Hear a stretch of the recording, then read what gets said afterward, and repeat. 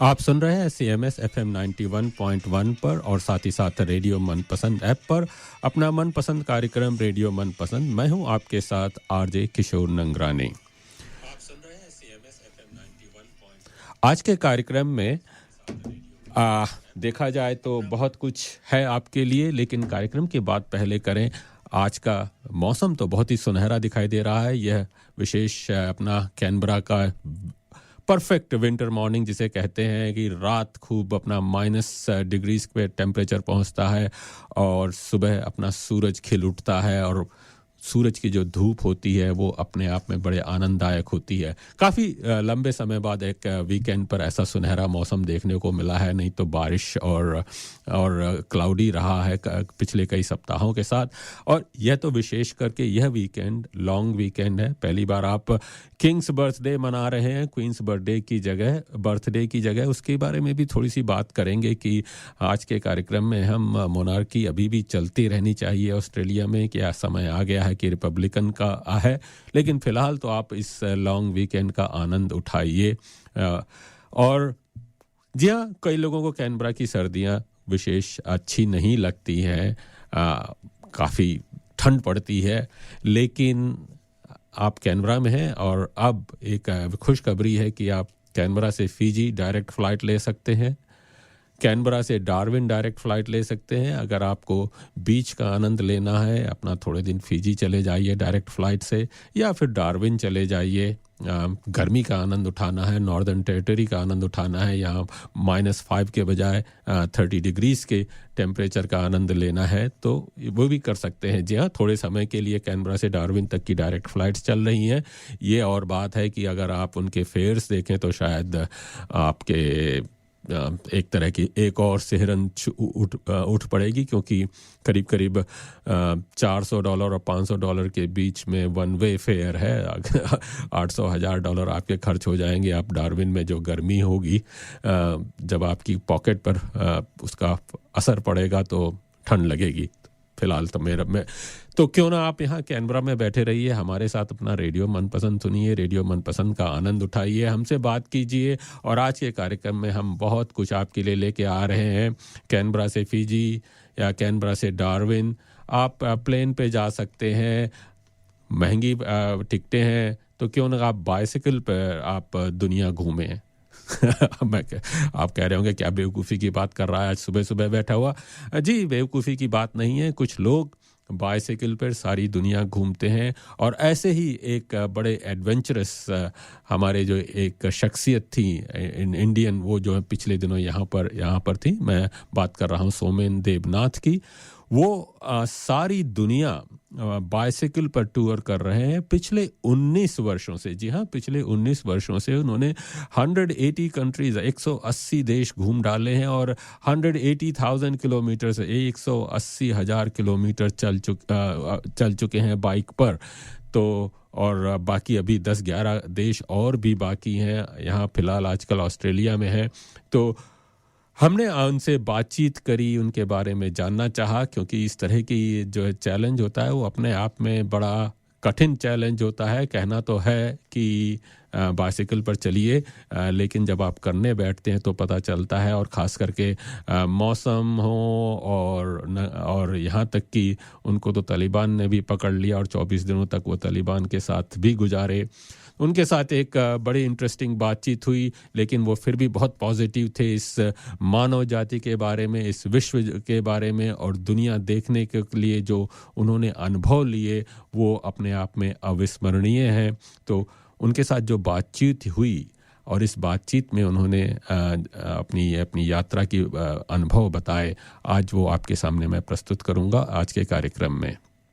और एक बात वो अपने ज़रूर लाते रहे कि इस तरह की कठिन यात्रा में उनकी जो स्पिरिचुअलिटी थी, गीता उपनिषद जो उन्होंने पढ़े हुए थे, और स्वामी विवेकानंद की जो उन्होंने पढ़ा हुआ है, उस स्पिरिचुअलिटी ने उन्हें काफ़ी साहस दिया। तो जब स्पिरिचुअलिटी की बात करते हैं तो हम विदेश में हैं और हम अपनी भारतीय संस्कृति, भारतीय मूल्यों के साथ जुड़े रहना चाहते हैं। अपने आप में बड़ा कठिन कार्य है, क्योंकि एक विदेशी माहौल में, एक ऐसी संस्कृति में जिसमें हम पले बड़े नहीं हैं, वहाँ पर अपनी भारतीय संस्कृति, अपने मूल्यों को किस तरह से बनाए रखें, इस पर बातचीत करने के लिए आ रहे हैं चिन्मय मिशन की सेविका हैं निर्मला जी। वो हमसे बातचीत करेंगी, क्योंकि चिन्मय मिशन इस बारे में बहुत कुछ कर रहा है। एक फैमिली प्रोग्राम कर रहा है, जो उनकी वेदांत फिलॉसफी है, और उस वेदांत फिलॉसफी को किस तरह से जीवन में लाकर अपना जीवन में परिवर्तन लिया जा सकता है। उस फैमिली प्रोग्राम के माध्यम से न केवल बच्चे वरन युवा, टीनेजर्स, और साथ ही साथ हम एडल्ट्स के लिए वो पूरा प्रोग्राम होता है। तो उस प्रोग्राम के बारे में बातचीत करने के लिए निर्मला जी आ रही हैं, उनके साथ जो प्रोग्राम के जो पार्टिसिपेंट्स हैं वो भी आ रहे हैं। तो ज़रूर सुनिएगा, काफ़ी स्पिरिचुअल बातें हो रही हैं। जब स्पिरिचुअलिटी की बात हो रही है तो आज के प्रोग्राम में हम एक जो पीएचडी कर रहे हैं इस बात पर, स्पिरिचुअलिटी जिसे देखिए वही स्पिरिचुअलिटी की बात कर रहे हैं, तो वो पीएचडी कर रहे हैं इस विषय पे कि इस spirituality just a fad. Suryaprakash ji वो कर रहे हैं, और उन्होंने गीता का अध्ययन किया था, और उसके बाद आजकल ये पीएचडी कर रहे हैं, तो उसके बारे में एक सर्वे भी कर रहे हैं, तो उनसे भी बातचीत करेंगे। तो आज का कार्यक्रम काफ़ी स्पिरिचुअल कार्यक्रम है, और स्पिरिचुअलिटी की बात चलें तो मंदिर में इस समय देखा जाए तो कल से जो है रामायण पाठ चल रहा है। रामायण पाठ कहना थोड़ा सा कठिन है, क्योंकि वो रामचरितमानस का पाठ हो रहा है, और वो पिछले कल से चल रहा है, और अभी शायद अभी समाप्त हो रहा होगा मंदिर में। तो क्यों ना आज के कार्यक्रम का आरंभ कुछ अपनी रामचरितमानस की चौपाइयों के साथ करें। जी हाँ, रामचरितमानस एक ऐसा ग्रंथ है, हमारे जीवन में हमेशा जो है लेकर आता है एक परिवर्तन, हमारे जीवन में हमेशा एक परिवर्तन लेकर आता है। तो अगर आप हमसे जुड़ना चाहें तो आप हमें फ़ोन कर सकते हैं 62874347 पर, 62874347 पर, और हम आपके साथ बातचीत करेंगे जब भी समय मिलेगा। आइए सुनते हैं एक हमारी ये जो है मंगल भवन अमंगलहारी की चौपाई।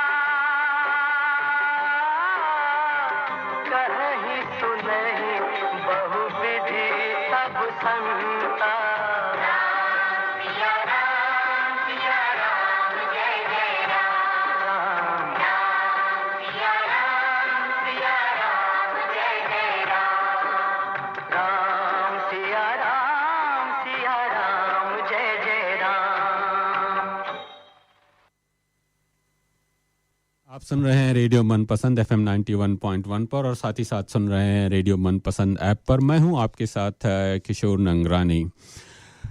आप यानी 12 जून को किंग्स बर्थडे की छुट्टी है कल, और आशा है आप इसका पूरा आनंद उठा रहे होंगे। छुट्टी का मजा तो उठाइए, परंतु ये समय यह भी है कि सोचने का क्या ऑस्ट्रेलिया को इस 21वीं सदी में एक ब्रिटिश मोनार्क को हेड ऑफ स्टेट बनाए रखना चाहिए या नहीं, या फिर समय आ गया है जब ऑस्ट्रेलिया को अपना ही नागरिक जो है हेड ऑफ स्टेट होना चाहिए। एक स्वतंत्र प्रजातांत्रिक देश में एक विदेशी रॉयल फैमिली में पैदाशी के आधार पर हेड ऑफ स्टेट चुनना कहां तक जायज़ है, ये सवाल पूछने का समय आ गया है। क्वीन एलिजाबेथ के समय में 18 देशों ने ब्रिटिश मोनार्क को हेड ऑफ स्टेट छोड़कर अपना ही हेड ऑफ स्टेट चुनने का निर्णय लिया। अब 32 देशों में जब क्वीन एलिजाबेथ की जो साम्राज्य शुरू हुआ था, तब 32 देशों में से घटकर अब केवल 18 देश ही ब्रिटिश मोनार्क को हेड ऑफ स्टेट मानते हैं। केवल 18 भी नहीं, 14 रह गए हैं। लगभग 18 देशों ने कहा है कि अब हम ब्रिटिश मोनार्क को हेड ऑफ स्टेट नहीं मानते, और इनमें आपको मालूम है कि भारत भी शामिल है। 1950 में जब भारतीय संविधान लागू हुआ तो उसके साथ ही साथ हमने राष्ट्रपति को चुना। पाकिस्तान, फिजी, श्रीलंका, इन सभी देशों ने एक एक करके ब्रिटिश मोनार्क को छोड़कर अपना हेड ऑफ स्टेट, अपने देश के नागरिक को हेड ऑफ स्टेट चुनने का निर्णय लिया है।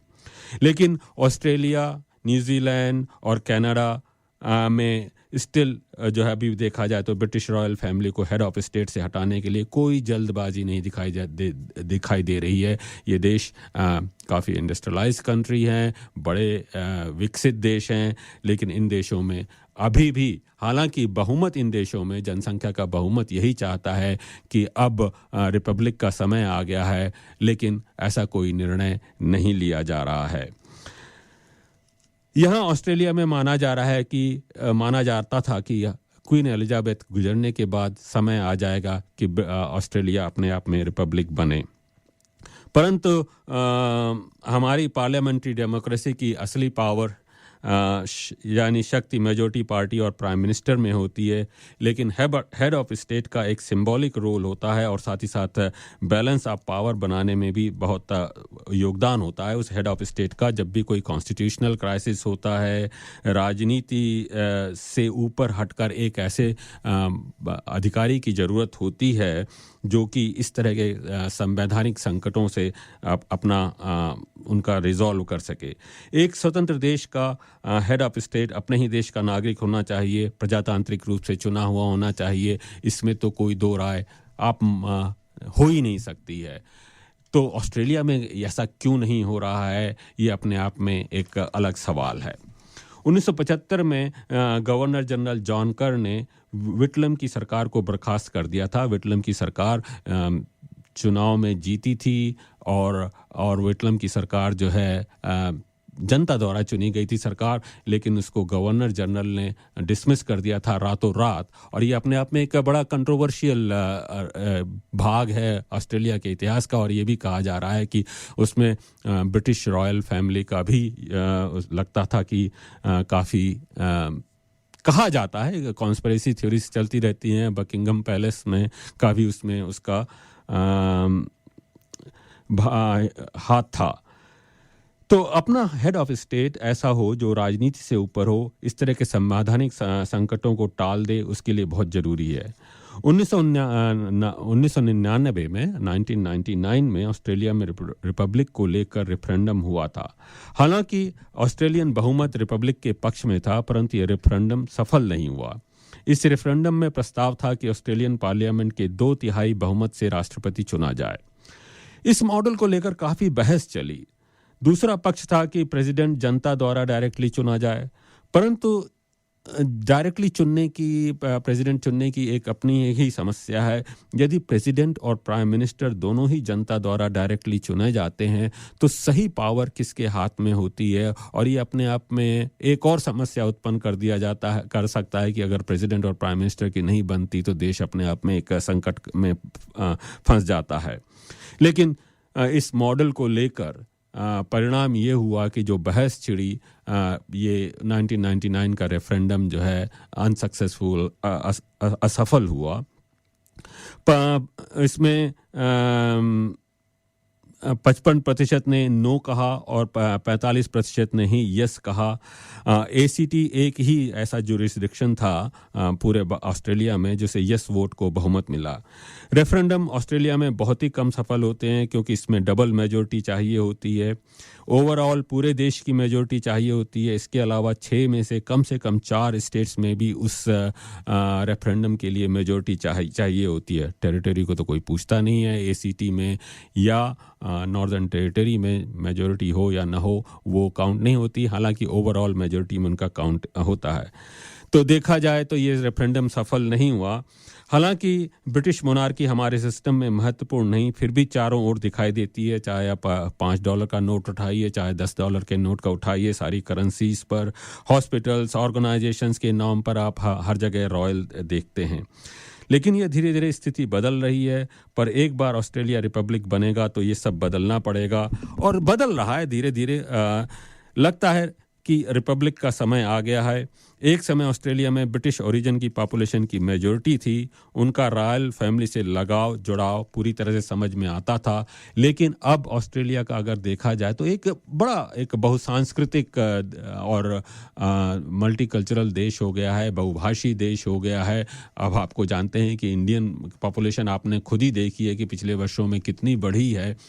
तो इस माइग्रेंट पॉपुलेशन का उस ब्रिटिश हेड ऑफ स्टेट के साथ कोई जुड़ाव, ऐसा लगाव जुड़ाव महसूस नहीं होता। मुझे याद है कि अभी कुछ दिनों पहले एक समारोह हुआ था, हमारा भारतीय समारोह हुआ था हिंदी दिवस का। तो उसमें हमारे भारत के हाई कमिश्नर भी को आए थे, और भारतीय हाई कमिश्नर ने इस समारोह में जो भाग लेने वाले थे वो अधिकांश भारतीय थे। तो उन्होंने सबसे पहले उन्हीं दिनों क्वीन एलिजाबेथ की डेथ हुई। हम भारतीय तो हैं लेकिन हम ऑस्ट्रेलियन नागरिक हैं, ये हमें नहीं भूलना चाहिए। तो उन्होंने ये याद दिलाया सबसे पहले यह कह करके कि क्वीन एलिजाबेथ के निधन पर हम सभी को उन्होंने जो है एक तरह से संवेदना जाहिर करी कि आपकी क्वीन, आपकी महारानी, उन्होंने कहा आपकी क्वीन, आपकी महारानी का निधन हुआ, हम मेरी संवेदनाएं हैं। तो हम सभी लोगों को थोड़ा सा अटपटा लगा। जी हाँ, ऑस्ट्रेलिया में रह रहे हैं, क्वीन एलिजाबेथ है, लेकिन क्वीन एलिजाबेथ के साथ हम कोई अपना लगाव जुड़ाव महसूस नहीं करते हैं। तो सवाल उठता है कि ऐसे समय में हम एक ऐसी ब्रिटिश रॉयल फैमिली को अपना हेड ऑफ स्टेट क्यों मानते हैं, या क्या समय आ गया है कि अब रिपब्लिक बनाए, या फिर जैसा चल रहा है चलने दीजिए, इसमें कोई फ़र्क नहीं पड़ता, कोई भी हो हेड ऑफ स्टेट हो। आपका क्या मत है, आप बता सकते हैं, हमें फ़ोन कर सकते हैं 62874347 पर, या फिर आप हमें 62874347 पर, या फिर हमें फ़ोन कर सकते हैं, टेक्स्ट कर सकते हैं 0414527962 पर। आप सुन रहे हैं रेडियो मनपसंद FM 91.1 पर और रेडियो मनपसंद ऐप पर जो आपके साथ 24 दिन होता है, 7 दिन आपके हाथ में, दिन हो या रात में। आइए एक और गीत सुनते हैं, फिर आपको सुनाते हैं समाचार। आइए सुनते हैं ये गीत।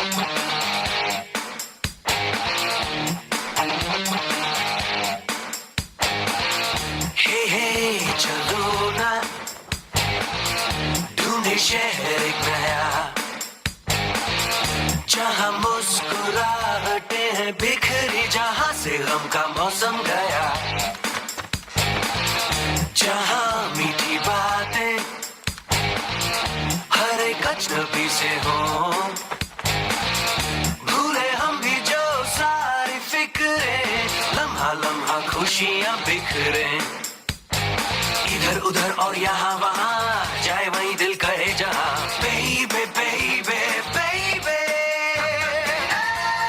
हम धड़कने, दिल जैसे धड़कने दो, क्यों है कोई याद रही, शोला जो भड़कने दो।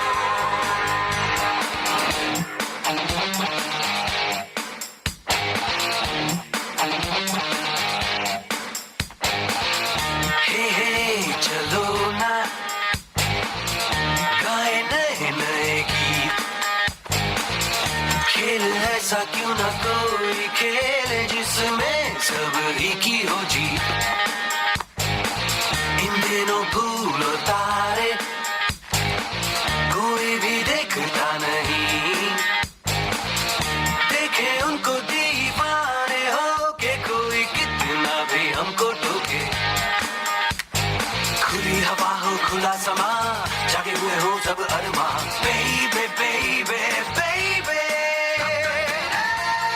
हम धड़कने, दिल जैसे धड़कने दो, क्यों है कोई याद रही, शोला जो भड़कने दो।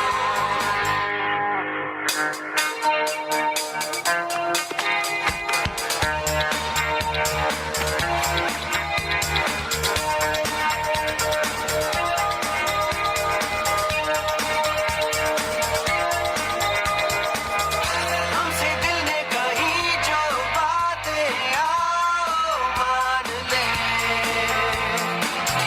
जिस पे चलता नहीं है कोई राह वो चले, थोड़ी आवाज की हो, थोड़ी थोड़ी मदहोशियाँ हो, बेबे हम हो तुम हो, बेबे चल में कब तक गिरे, हम धड़कने, दिल जैसे धड़कने दो, क्यों है कोई याद रही, शोला जो भड़कने दो, कब तक गिरे, हम धड़कने, दिल जैसे धड़कने दो, क्यों है कोई याद रही, शोला जो भड़कने दो, कब तक गिरे।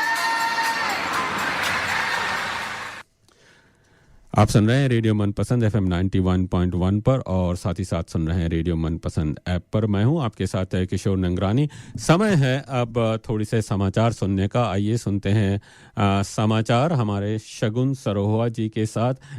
NEMBC की ओर से ये समाचार आ रहे हैं आपके पास।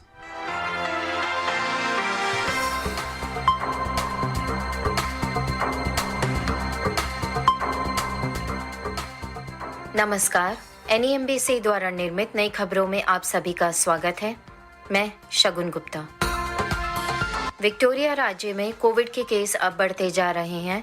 कोविड की वैक्सीन से जो सुरक्षा मिलती है उससे समय की बर्बादी नहीं होती है, इसलिए कोविड-19 की वैक्सीन को अप टू डेट रखना बहुत ज़रूरी है। स्वास्थ्य विभाग 65 साल से ऊपर के लोगों और गंभीर बीमारी या किसी तरह की विकलांगता से जूझ रहे लोगों को जल्द से जल्द 2023 की बूस्टर डोज लेने के लिए बढ़ावा दे रहा है।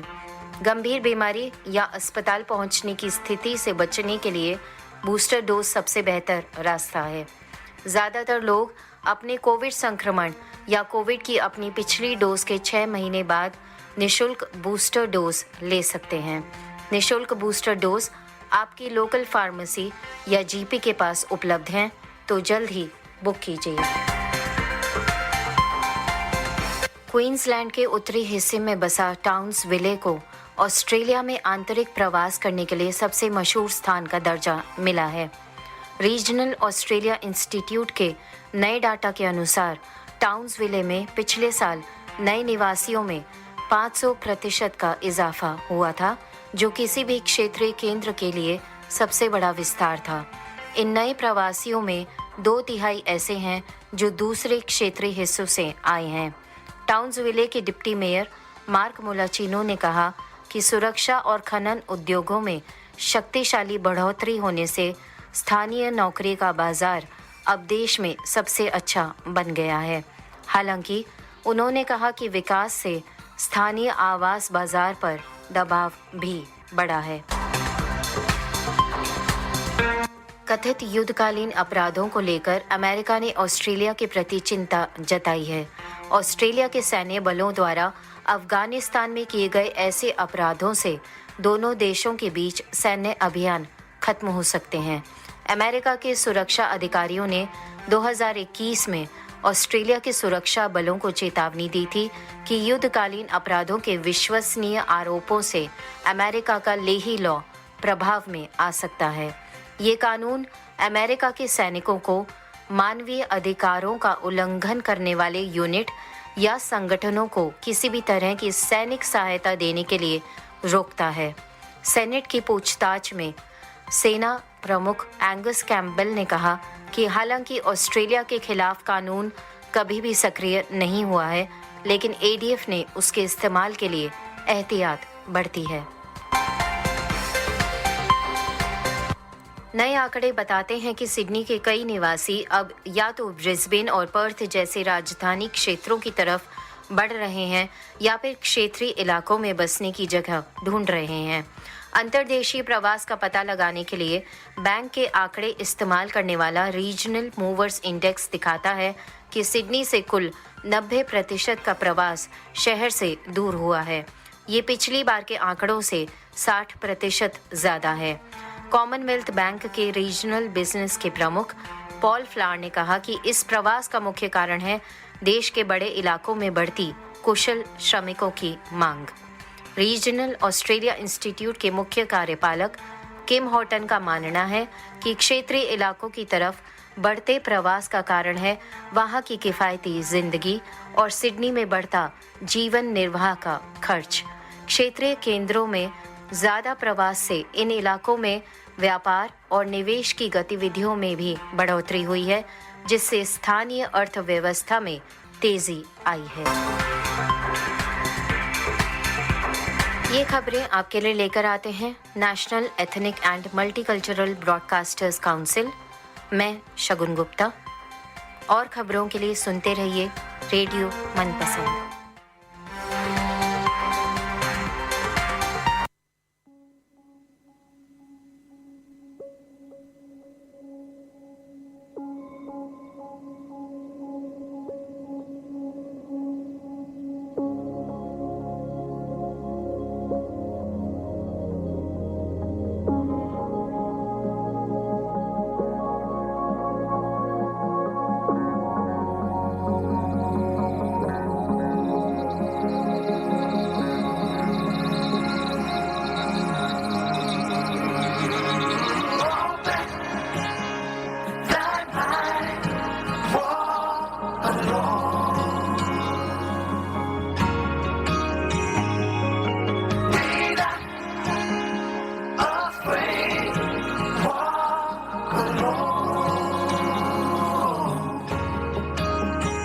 যদি তোর ডাক শুনে কেউ না আসে তবে একলা চলো রে, যদি তোর ডাক শুনে কেউ না আসে তবে একলা চলো রে, তবে একলা চলো একলা চলো একলা চলো একলা চলো রে, তবে একলা চলো একলা চলো একলা চলো একলা চলো রে।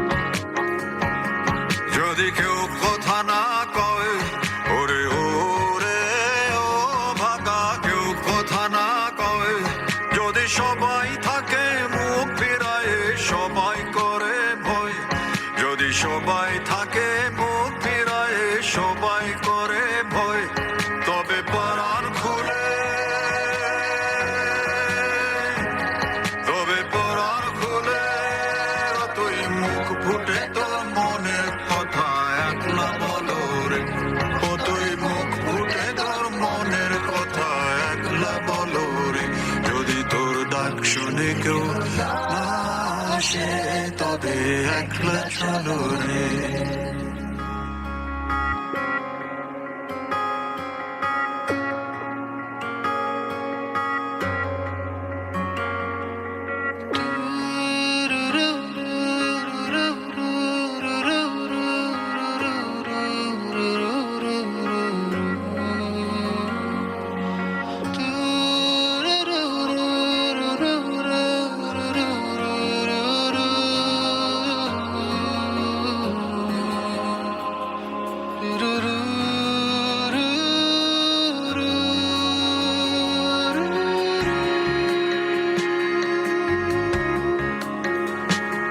जब काली घटा छाए ओरे हो अंधेरा सच को निगल जाए जब दुनिया सारी डर के आगे सर अपना झुकाए जब दुनिया सारी डर के आगे सर अपना झुकाए तू शोला बन जा वो शोला बन जा जो खुद जल के जहां रोशन कर दे अकला जलो रे जो खुद जल के जहां रोशन कर दे अकला जलो जी हाँ एकला चलो रे गुरुदेव रविंद्रनाथ का ये प्रेरक गीत हमेशा हमें प्रेरणा देता रहता है अकेले चलते रहना चाहिए चाहे कोई भी संकट हो चाहे कोई भी विपत्ति आ रही हो हमें अपने आगे बढ़ते रहना चाहिए और फिर धीरे-धीरे लोग जुड़ते जाते हैं कुछ ऐसा ही एक उदाहरण है हमारे साथ एक बंगाली जो हमारे साथ हैं बंगाल से ही बंगाल की भूमि सुंदरबन से जो हैं श्री सोमेन देबनाथ जो यहाँ पर कैनबरा में थे और घूम रहे हैं सारी दुनिया बाइसाइकिल पर 180 देशों को उन्होंने की यात्रा कर चुके हैं 180,000 किलोमीटर्स चल चुके हैं अपनी बाइसाइकिल पर और अब यहाँ पर ऑस्ट्रेलिया में हैं शीघ्र ही अपने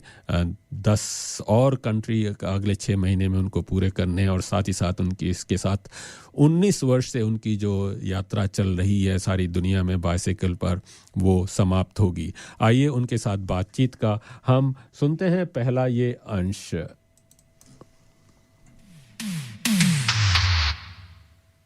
सोमेन जी आपका हमारे इस कार्यक्रम में स्वागत है नमस्कार Nangrani ji this is for it's a honour to meet you Devnath ji पहले तो आप ये बताइए कि आपकी बैकग्राउंड क्या है इंडिया में background born and raised in a joint family almost 14 members in my family and it's a small village 80 kilometers far from Kolkata it's a Sundarban locality where village name is Vasanti were born and raised and I'm thankful for my family and my all family members who were at home and who supported my journey and which brought me here. Sundarban तो बहुत ही सुंदर जगह है अब मेरे ख्याल से natural beauty की जब तक सवाल है लेकिन आपकी 14 वर्ष की उम्र में आपको कुछ ऐसा लगा कि जिंदगी में कुछ परिवर्तन आए जरा उसके बारे में बताइए कि क्या वो परिवर्तन आया read in newspaper an article and वहाँ पे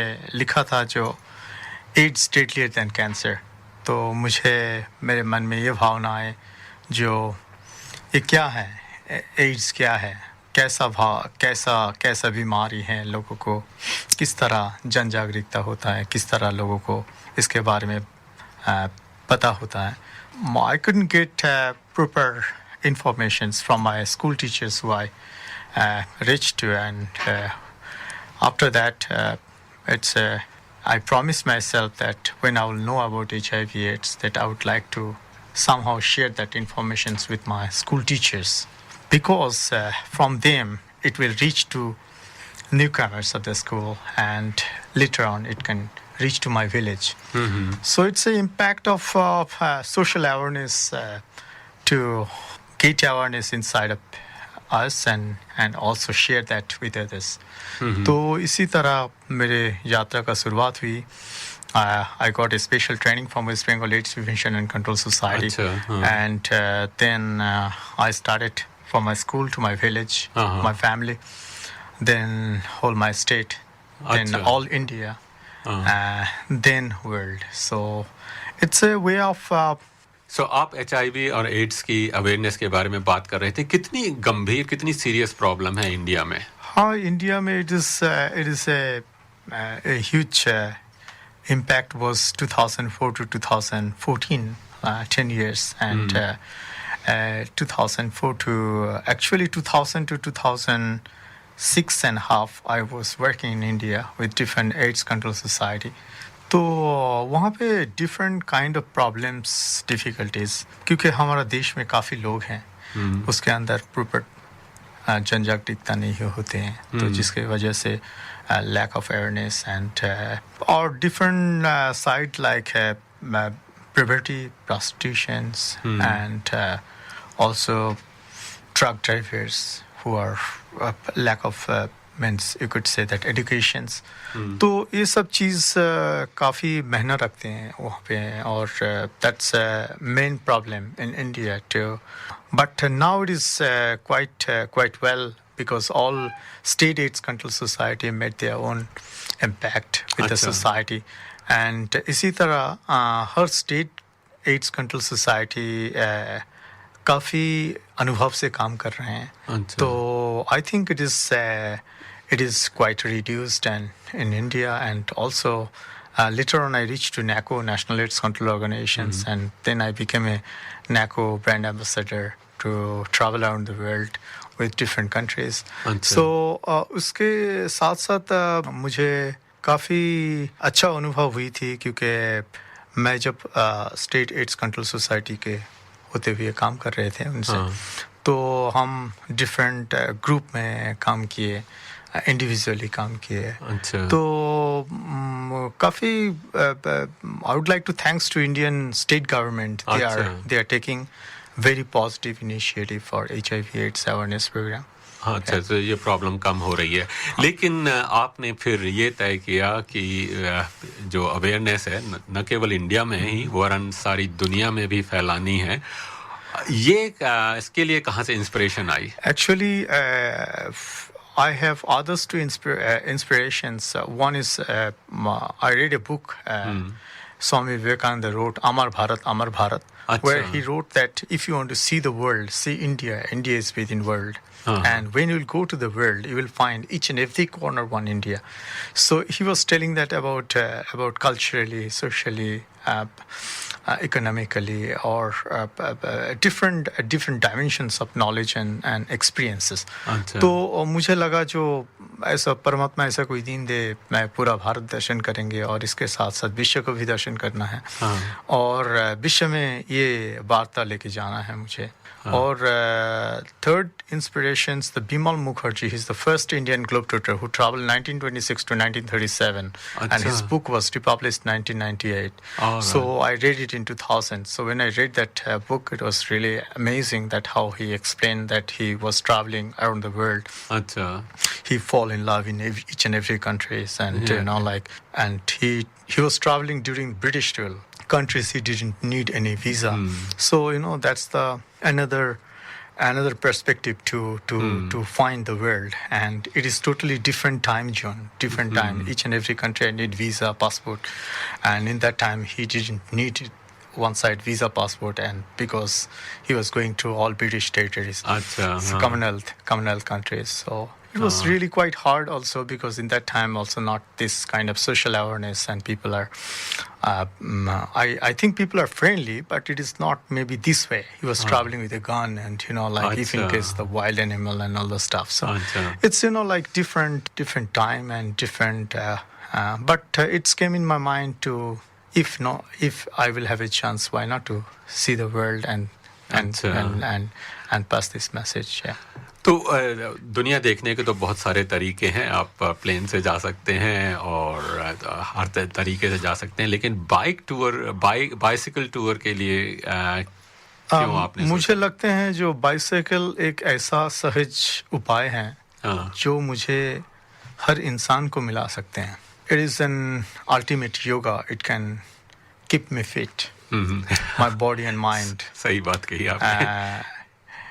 If I will travel on bicycle, then it is crossing finger for global warming, because nowadays what is happening about pollutions and all the stuff. So I can positively somehow contribute this society and the community and the earth.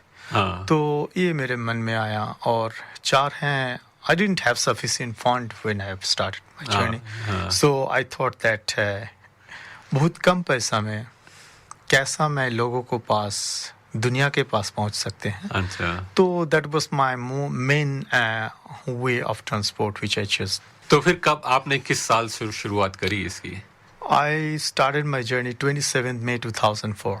तो how old were you? I was 20 years old. अच्छा, 20 साल की उम्र में आपने कहा कि अब चलते हैं, सारी दुनिया का टूर करते हैं बाइक पर. आपने 2004 में शुरुआत की, तब से आप लगातार ट्रैवल कर रहे हैं? हाँ, it is a one trip. During this travel, I 3 days need to go back to India. During my father passed away, so then I was in. Then I came back to also Central America, so where I was holding for 1 week trip. It was very hard time, but yeah, it is a one trip to travel 191 countries around the world. तो पिछले 19 साल से आप continuously travel कर रहे हैं, वो 3 दिन को छोड़ के जब आप वापस भारत में आए, तो ये अपने आप में कोई आसान अनुभव नहीं है. कितने कंट्रीज आप देख चुके हैं? 180? Yes, 180. अच्छा, अभी 10 कंट्रीज और भी बाकी है करीब लगभग 10 क्या 11 कंट्री मुझे और जाना है, और ये साउथ ईस्ट एशिया में ही है. तो I think it will take me 6 months to reach home. अच्छा. तो ये थी रिमार्केबल जर्नी सोमेन जी का, उसकी बातचीत का पहला अंश आपने सुना. आइए सुनते हैं एक गीत, फिर उनके साथ बातचीत जारी रखते हैं. जी हाँ, हम बात कर रहे हैं सोमेन देबनाथ से.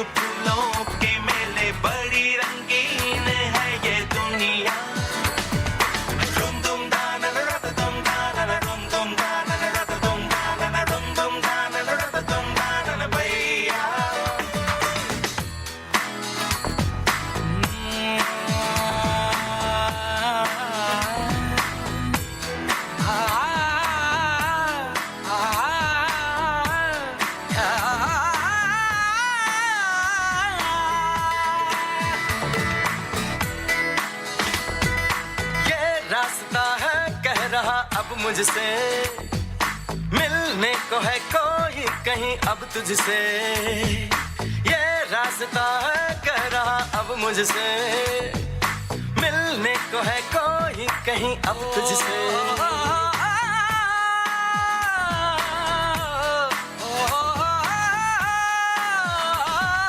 दिल को है क्यों ये बेताबी, किससे मुलाकात होनी है, जिसका कब से अरमा था शायद वही बात होनी है.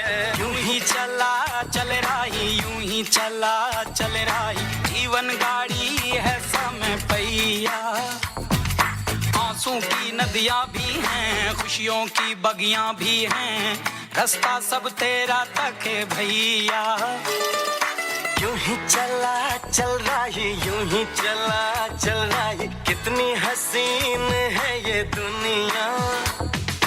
फूल सारे झमेले देख फूलों के मेले, बड़ी रंगीन है ये दुनिया.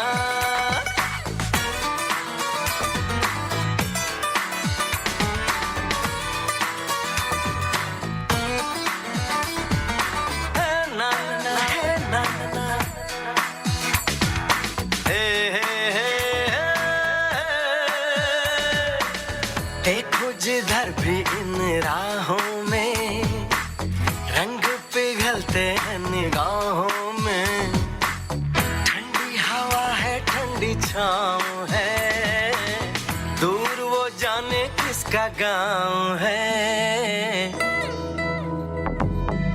बादल ये कैसा छाया, दिल ये कहाँ ले आया, सपना ये क्या दिखलाया है मुझको।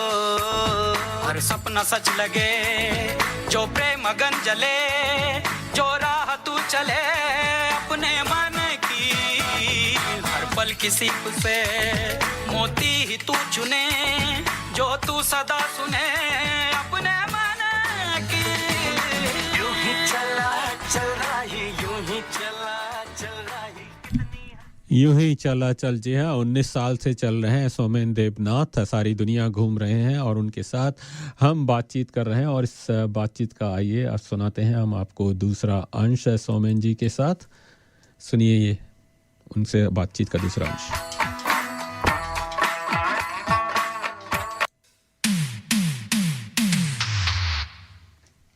ये बताइए, आपने 180 कंट्रीज देखे हैं, ऑलमोस्ट ऑल 7 कॉन्टिनेंट्स पर आप घूमे हैं।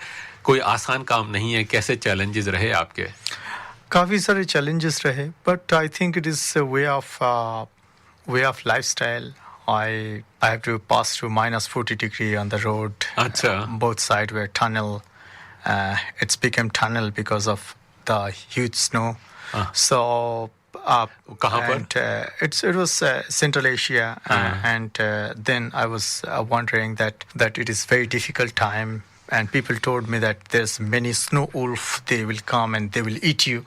So it's like quite not easy journey. I was more than 28 times robbed. I was 18 times beaten by skin-headed people. I think I was many times somehow face to face with wild animals. But I think most important that I always felt that somehow it was my destiny which brought me here. So all the times I was somehow felt that the time so much helped me to overcome that problem or difficulties. तो आपने ये अनुभव बताए, आपने बताया कि 18 बार आपको Rob 28 बार आपको रॉब किया गया, स्नेक बाइट्स हुए, स्नो वुल्फ की प्रॉब्लम हुई, और सबसे बड़ा एक्सपीरियंस आपका अफगानिस्तान में रहा जहां पर आपको तालिबान ने पकड़ लिया था। जरा उस अनुभव के बारे में बताइए। हाँ, एक्चुअली वो एक हादसा था, और I was travelling through Afghanistan. It was very hard time, and somehow I was caught by Taliban. 4 people came behind of me and they started to beat from their gunpoint and backside. So I forgot how to speak. My tears were running down my cheeks, and it was hurting me.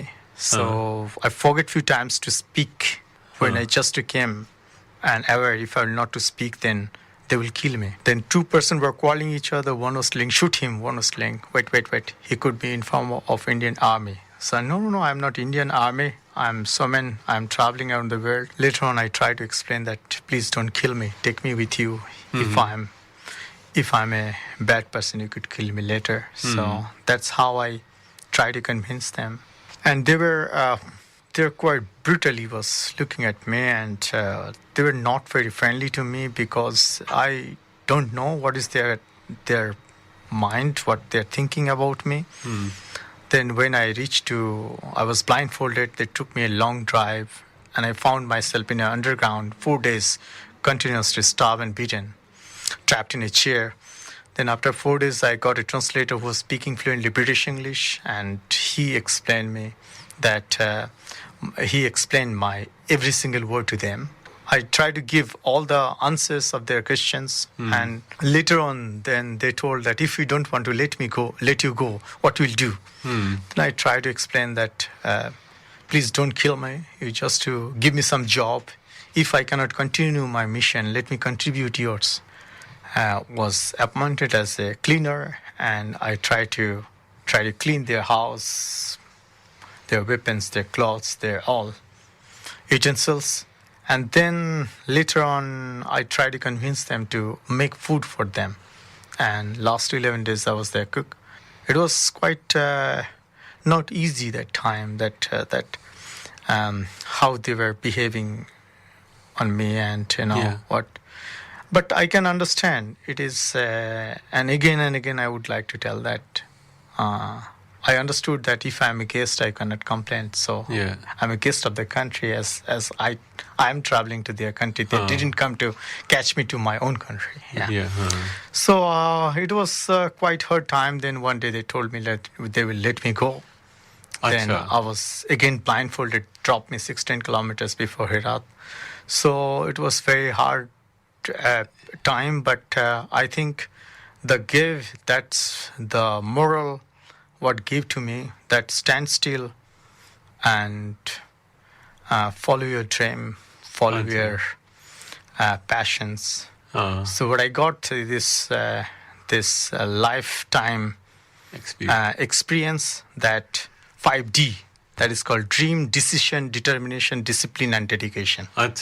So everyone can achieve whatever they wish to, whatever they want to, because that Upanishad said, Aham Brahma. So, कितने दिन थे आप उनके captivity में? 24 days. तो उसके बाद कहीं आपके दिमाग में आया, आपके सामने हमने कई सारे चैलेंजेस फेस किए, तालिबान का भी चैलेंजेस फेस किया, तो आपको कभी ऐसा लगा कि मैं क्या कर रहा हूँ, ये छोड़ दूँ, वापस जाऊँ? I never think that in my life. अच्छा. Even my ultimately means extremely bad time or good time. I think that's a very interesting word which I got from Bhagavad Gita. अच्छा. सफलता और असफलता में समान रहना ज्ञानी का कर्तव्य है. गीता तो हम सभी पढ़ते हैं, लेकिन गीता को पालन करना रोज की जिंदगी में लगता है आप ही कर पा रहे हैं. इसके अलावा आपने बताया मौसम के बारे में, न केवल मौसम, एनिमल्स, सब तरह की जो है मुश्किलात आती हैं सामने, जरा उनके बारे में थोड़ा सा बताएं. देखिए, प्रॉब्लम्स, डिफिकल्टीज तो आते रहते हैं यहाँ पे, इस तरह सभी के जीवन में है, परंतु जीवन में सबसे जो हमें सीखना है वो है, मुझे लगता है जो हमें अपना, हर इंसान का अपना लाइफ को जीना है, और हर इंसान का अपना लाइफ का जो एक्सपीरियंस है वो दूसरे लोगों को शेयर करना है. तो मुझे लगता है जो काफ़ी इस तरह अनुभव हुई, आपको मैं 7000 दिन का सफ़र कैसा 1 घंटा में आपको बताए. तो मैं आपको धन्यवाद देना चाहेंगे जो आप मुझे, आपको लिसनर्स को साथ मिलाए. और if people wanted to ask any questions they could write me email. That will be fine. खैर, ये तो चैलेंजेस की बात हुई, लेकिन ये जर्नी अपने आप में एक पॉजिटिव जर्नी भी रही होगी, इसमें भी आपको अच्छे अनुभव भी रहे होंगे. हाँ, काफी अच्छे अनुभव हुई. अच्छे अनुभव मीन्स अच्छे इंसान मिले, अच्छे भावना मिले, अच्छे अनुभव मिले. तो जो ओवरऑल मैं मेरे किताब में लिख रहा हूँ. अच्छा, आप book I'm writing my book World Biking Odyssey 191 countries. अच्छा. मैं एक दिन आपको ये इसके बारे में भी बताएंगे, और शायद आपको स्टूडियो में फिर आएंगे. हाँ, जरूर, उसके बारे में तब जरूर बात करेंगे. कितना किलोमीटर आप every day you travel? I travel 12 to 15,000 kilometers a year. 12 to 15,000 kilometers a year. अच्छा. तो इसकी कैसे आप प्लान करते हैं? लॉजिस्टिक पे एक्चुअली जैसा सुबह 8 से 4 बजे सफ़र.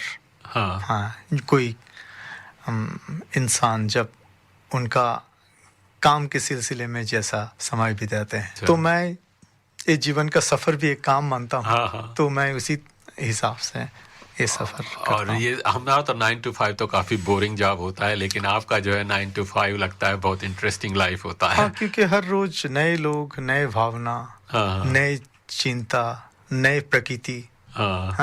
तो ये एक अलग जीवन है. मैं ये मानता हूँ, ये मैं परमात्मा को चाहा था जो अपना हिसाब से मुझे विश्व रूप दिखाओ. तो ये मुझे विश्व रूप जो मैं मिल रहा हूँ.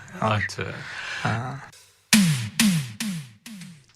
ये सोमेन देवनाथ जी के साथ बातचीत का दूसरा अंश था. आशा है कि आपको अच्छा लग रहा है. उनके साथ बातचीत का तीसरा अंश हम इस गीत के ब्रेक के बाद आपको सुनाएंगे. आशा है आपको ये उनके साथ बातचीत पसंद आ रही है. अगर आप हमसे बातचीत करना चाहते हैं तो हमें फ़ोन कर सकते हैं 62874347 पर, 62874347 पर, या फिर आप हमें टेक्स्ट कर सकते हैं 0414527962 पर। आप सुन रहे हैं रेडियो मनपसंद FM 91.1 पर और साथ ही साथ सुन रहे हैं रेडियो मनपसंद ऐप पर। मैं हूं आपके साथ किशोर नंगरानी। आइए सुनते हैं एक गीत और उसके साथ उनके साथ बातचीत जारी रखते हैं।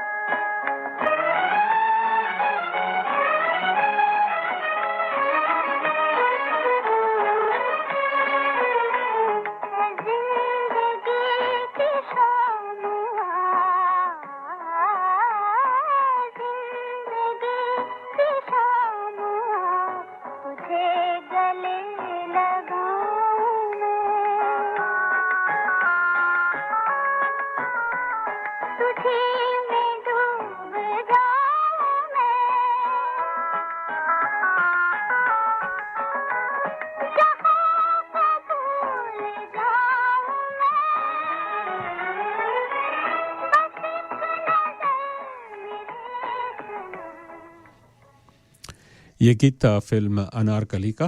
और आइए अब सोमेन देबनाथ जी के साथ उनकी बातचीत का अंतिम अंश सुनते हैं।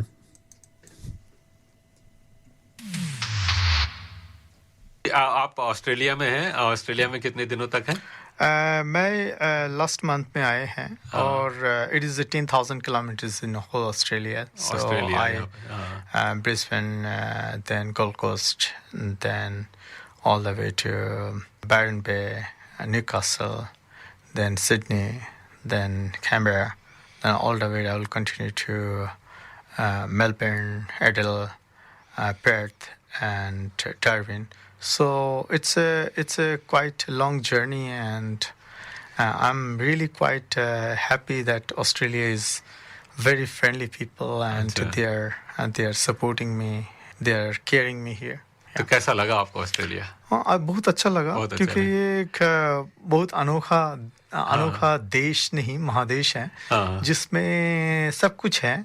ऑल्दो इट इज ए यहाँ लैंड के परिभाषा में जुड़ा नहीं है, परंतु I feel really it's a country and continent where everything together. आपने दुनिया देखी है, तो दुनिया में सबसे अच्छी कौन सी जगह है आपको लगी? I don't usually can define this way, because whenever I go to a country, I fall in love. I love people. I love their lifestyle. तो इसी तरह बोलना मुश्किल है मेरे लिए, जो किस देश मेरे जीवन में सबसे अनोखा भावना लेके आए। और परंतु I was long time in USA. I was long time in Europe. It was wonderful travel in all the way Antarctic to Arctic. It was almost 60 countries, 60 months travel. अच्छा। तो काफी मुश्किल हुई थी, परंतु I was thinking that it was amazing to see the Alaska and Greenland. I live with Eskimos and lived with kings of Africa, with northern lights. So it's amazing that in such way that world is beautiful and हमें अपना आंखों से देखना चाहिए।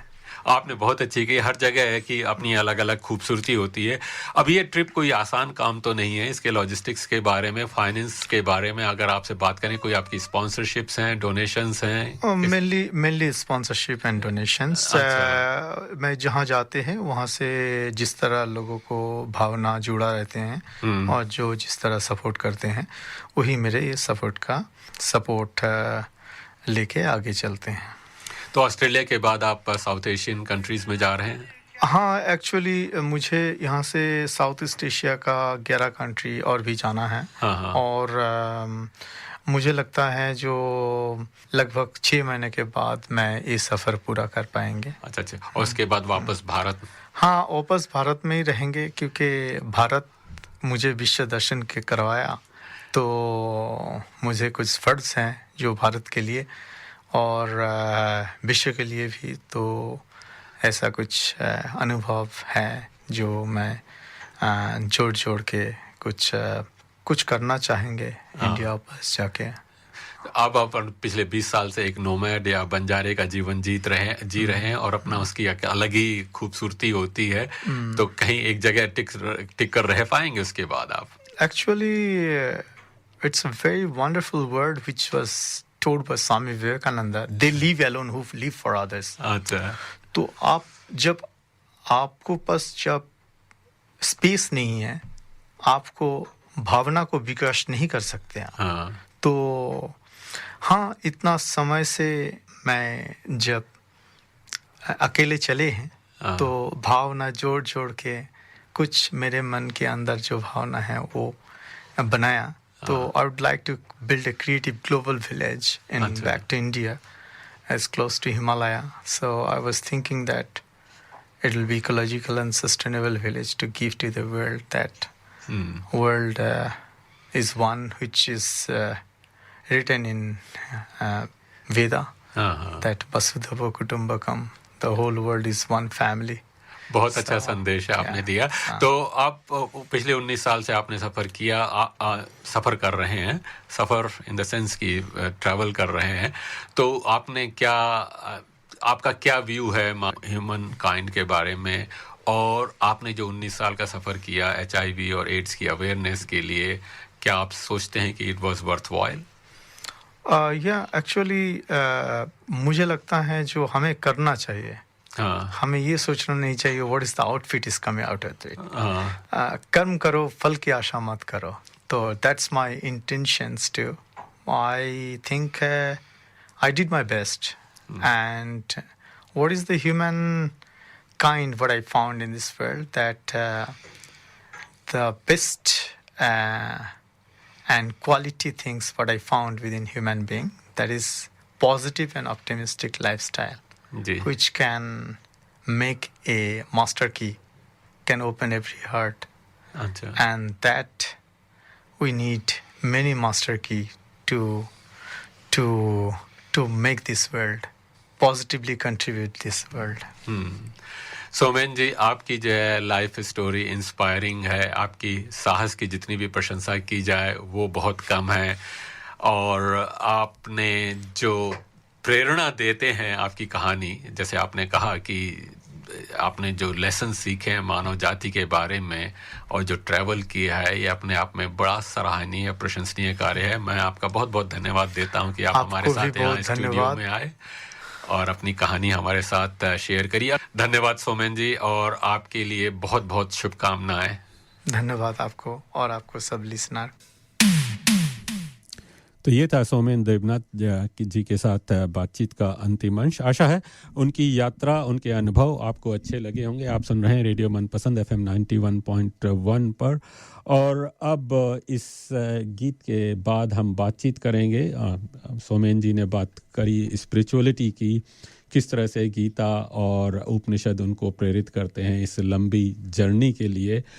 हमारे साथ अभी जुड़ेंगे चिन्मय मिशन के श्री निर्मला जी, जो चिन्मय मिशन के एक विशेष कार्यक्रम के बारे में बताएंगे, जो गीता और उपनिषद के माध्यम से हमारे जीवन को बढ़ाते हैं, ऊपर करते हैं. सुनते रहिए हमारा कार्यक्रम. पहले ये सुनिए ये गीत, चले चलो. जी हाँ, चले चलो, जैसा कि हमारे सोमेन देबनाथ जी सारी दुनिया में चल रहे हैं.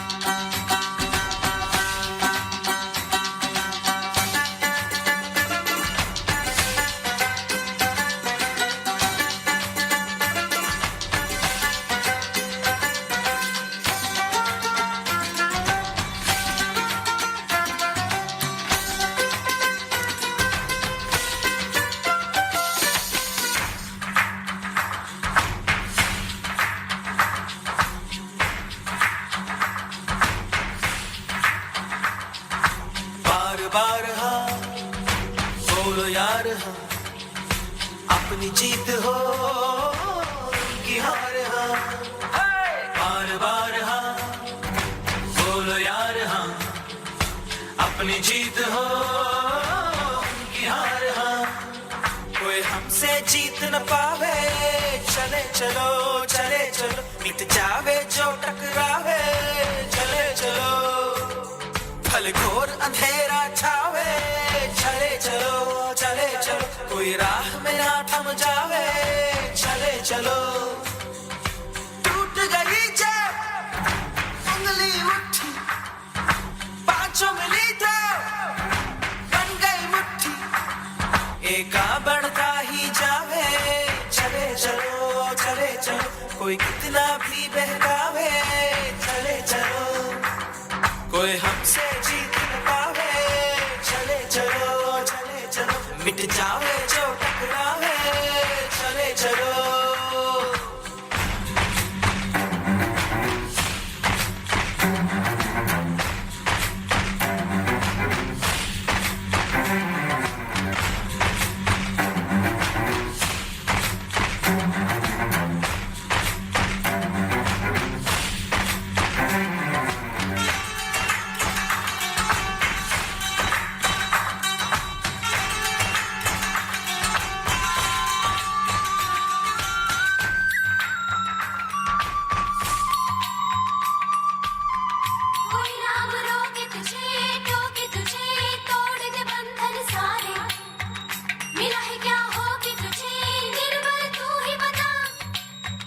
कभी न दुख झेलेंगे, खेलेंगे ऐसे कि दुश्मन हारे.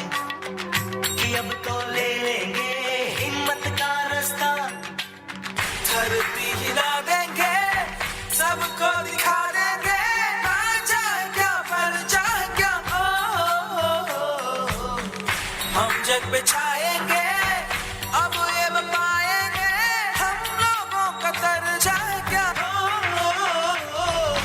बार बार हाँ, बोलो यार हम अपनी जीत हो उनकी हार हम अब डर नहीं मन में आवे चलो यार हम चले चले हर बेड़ी अब खुल जावे चले चले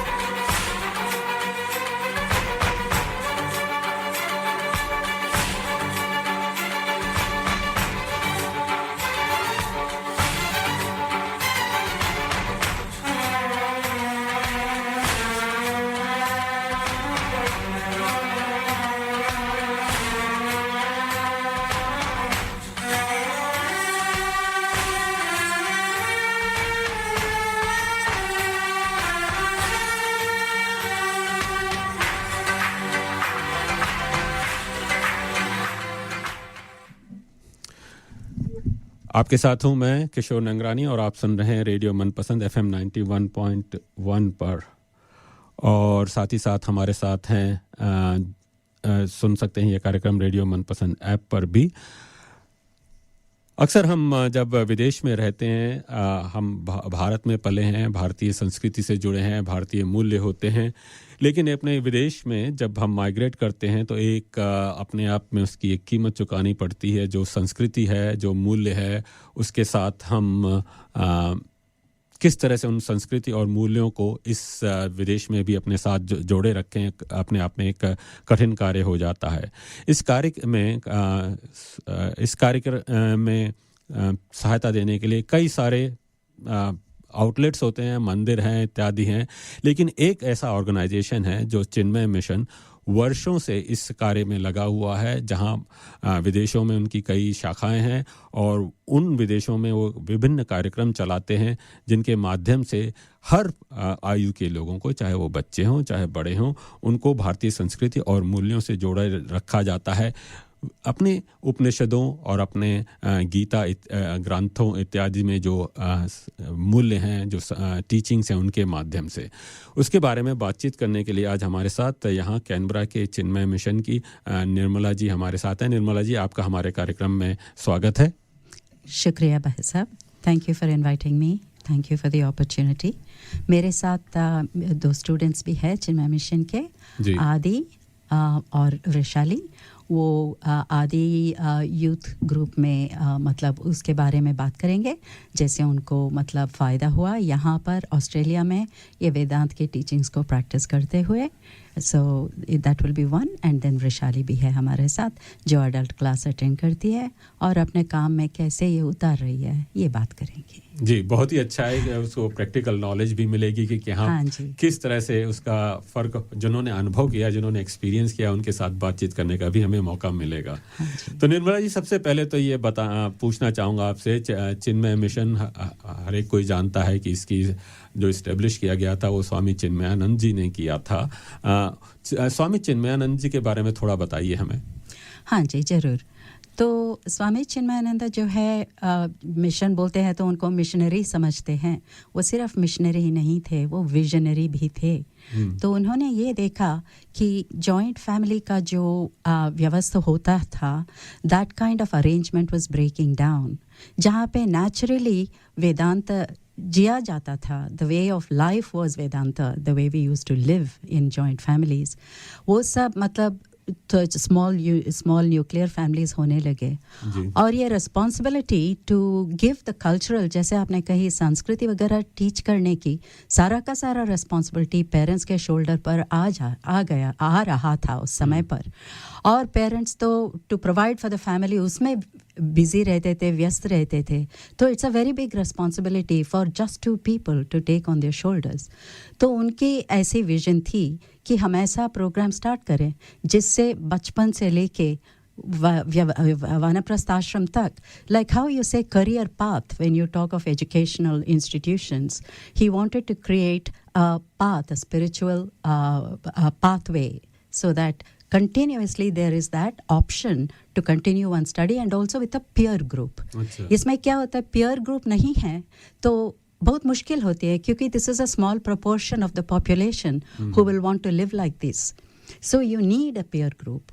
and you also need a support group within the family. So इसीलिए ये family programme, that I will answer afterwards. But इन्होंने तो स्वामी चिन्मयानंद जी ने ऐसा प्रोग्राम डिजाइन किया from 5 years to Vanaprastha Ashrama as a spiritual pathway for us. What he wanted is that we become positive contributors to society. हम सोचते Vedanta is like about, oh, Brahman, it is one, it is, eternal. It's all intellectual knowledge. We conceptualize it. But we have to live the knowledge. If everything is one is what Vedanta is saying, are we living like one is the question. And can we live with unity in diversity? Because unless we do it now and here, our thinking style will be of differencing. It will be of me and another.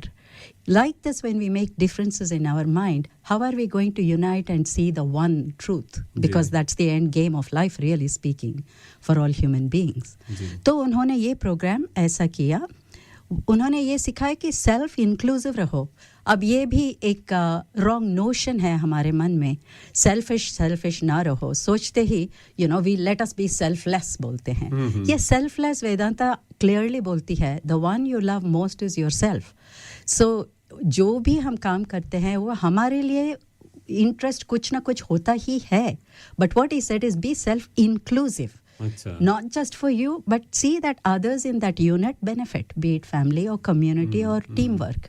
So ऐसा करके उन्होंने ये programme सब शुरू किया. So this is Chinmayananda ji. He was a revolutionary. He was a freedom fighter. He has a very, very, very interesting profile.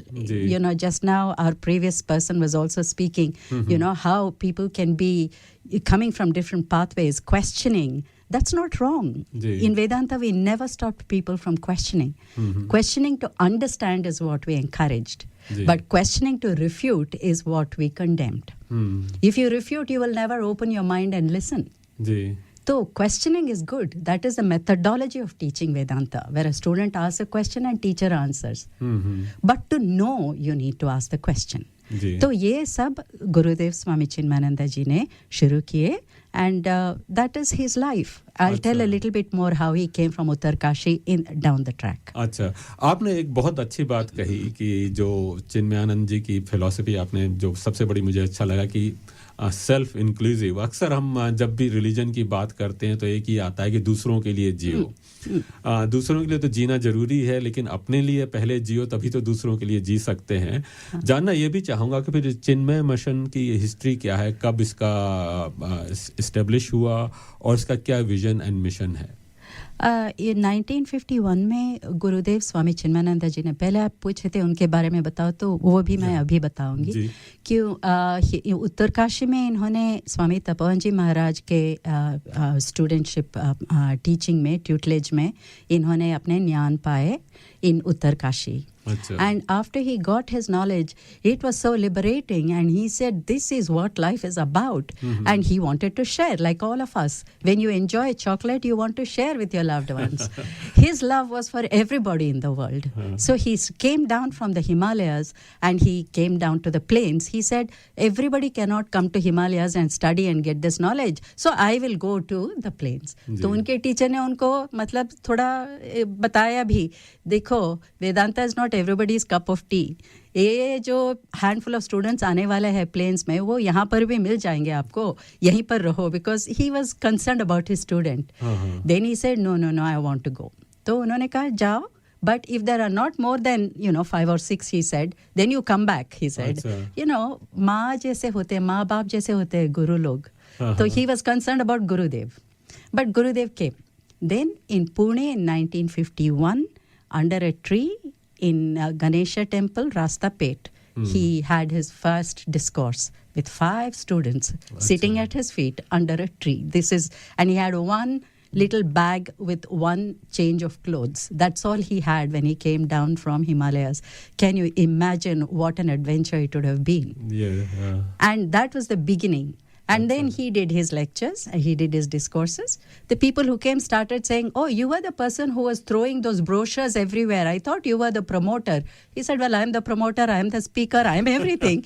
So he sat and he spoke, and that's it. Then people said, the kind of vision you have and the kind of speaker you are to make this work really expand, what you need is an organization. You cannot just do it as a single person. Achha. And he said, "Arey, ye organization janjat hai." He never wanted institutionalization, but the devotees wanted. And he said, "Okay." And they said, "Can we put Chinmaya name?" He said, "Okay, do what you like." So he was not the founder in many ways, but it happened like this. So 51 se shuru hui. His vision was that not only knowledge, but service, because just now your previous speaker spoke about karma yoga. We have to give options in projects for people to work self-inclusively. That's the means. And in that purification, world also benefits, abhyudaya, and you also grow, nishreyaha. This is what Vedanta says. There must be both aspects. Dunya bhi हमसे फायदा उठाए और हम भी अंदर से grow हो. ये दोनों चीजें होनी चाहिए. तो ऐसा करके इन्होंने प्रोजेक्ट शुरू किया. So 51 the Chinmaya mission started. अच्छा. तो और आपने बात करी वेदांत फिलॉसफी, थोड़ा सा उसके बारे में बताया भी. वेदांत फिलॉसफी है क्या और मॉडर्न लाइफ में क्या इसकी रेलेवेंस है? हाँ जी. तो वेदांत philosophy, as you know, is about oneness. Ekmeva Advitiya Brahma. That is the foundation, fundamental knowledge in that. One alone is the truth. Everything else, as people would say, is a projection, you can say. But I wouldn't go too far on that. But that's what it says. Where you see multiplicity, that is not the truth. Truth is that which is there in all three periods of time. This is what we should understand. So anything that's changing in time cannot be the truth. This is the definition of truth according to Vedanta. Trikale tishtati iti sat.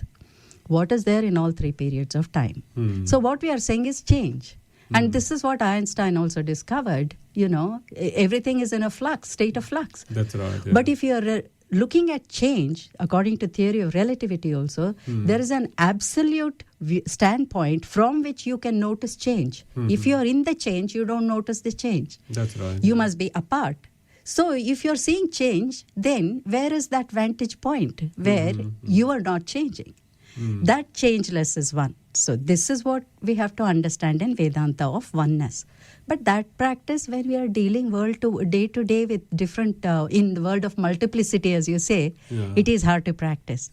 That translates as cohesion, collaboration, being self-inclusive. All this is the practice we do in the world as we engage with the world. This way we purify our inner equipment, mind, intellect, what you call antakarana, so that this knowledge then becomes as clear as daylight and you can live that knowledge. Right now, it cannot. It's contaminated with self-interest and, anger, hatred towards others. All these things are clouding our inner equipment. So all the sadhana, karma yoga is to purify, prepare the mind. None of that gives us knowledge. It's a means to an end. When the equipment is fit, then the knowledge can become available for us for living it. So this is Vedanta. This is the principle of Vedanta. तो अब चिन्मय mission का एक M जो है, आपसे जब बात भी पहले हो रही थी, maximum happiness to maximum people for maximum time. अक्सर हैप्पीनेस की बात करते हैं. Is it a realistic goal? Is it possible to achieve that? आप जिस तरह से बात कर रहे हैं कि maximum happiness, maximum amount and maximum people. हाँ जी, I will answer that question. Actually, that's a very good question. Now, before we go there, there was another thing you asked about relevance. It is absolutely relevant today. Why? Because Vedanta is the knowledge of self. It is the knowledge, what is to be known. Veda means knowledge. What is to be known, the knowledge we need to have is who I really am. That vantage point, the unchanging vantage point that I am really. That is what is to be known in Vedanta. That is the knowledge. Where there is ignorance, we see multiplicity. So is it relevant? As long as there is ignorance, as long as people do not see that they are the one and not the multiplicity in the part of, as a multiple universe, then until then Vedanta has relevance. So it is eternal. Since creation, this multiplicity is there. Where there is multiplicity, there is ignorance. Where there is ignorance, you need knowledge. And knowledge is what Vedanta gives. It gives you the means, it also tells you the goal, and also tells you how to go about doing it. It's a very holistic study. Is it relevant today?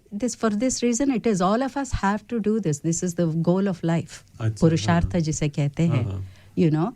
Dharma, artha, kama, moksha. But we don't know the purpose of life, honestly. So we just engage with whatever comes our way to the best we can. There is a bigger purpose. And the people who are with me, Adi, for example, and Prashali, can share how they have practiced it here today. They will bring them in a little bit later. But how they have practiced and how they are living that knowledge. And I work for the public sector here in Canberra. And I have also been practicing this, but I won't talk about myself. Definitely, I would like Adi and Vrishali to share their views. Now, in terms of maximum happiness, if I can add, हमारा idea of happiness जो है, उसको पहले देखना पड़ता है. हम इसी को happiness समझते हैं. We think we are happy when we get what we want, the way we want, when we want, from whom we want, and how we want. इतने उसमें constraints डाल दिए हैं कि the probability of being happy is completely shrunk to that small point. And वो नहीं मिलता है, बस हम दुखी हो गए.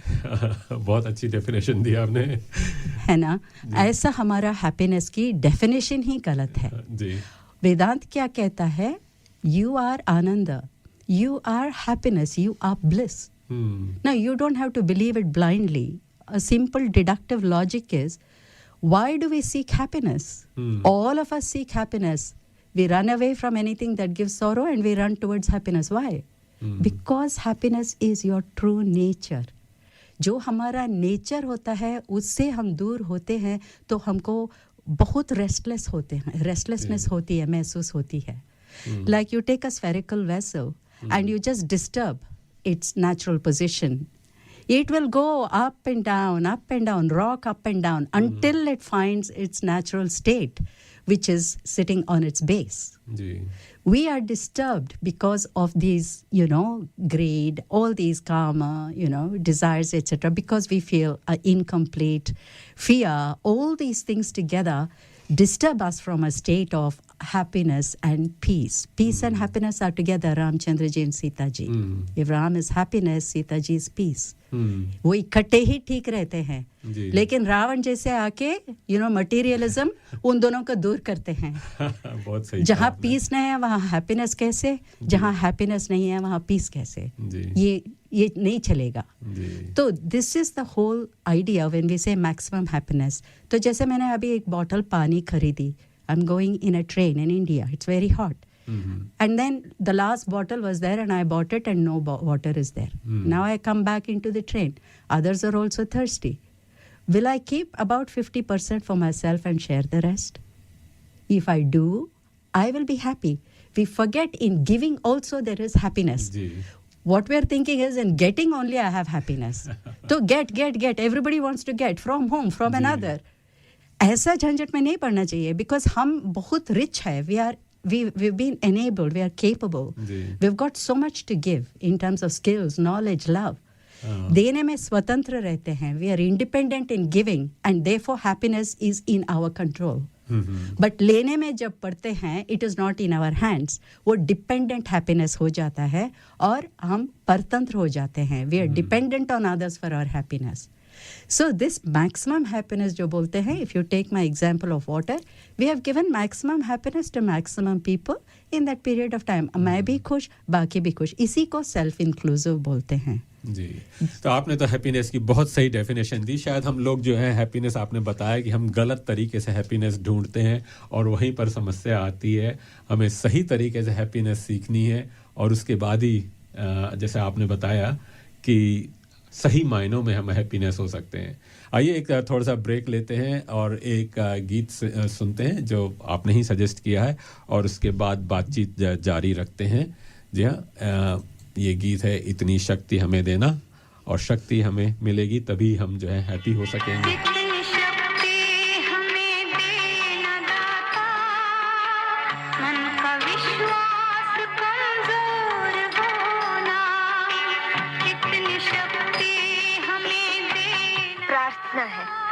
हर रोज शाम को घर में दिया जलने के वक्त हम गाते हैं। माई तो बचपन से गाती आ रही है।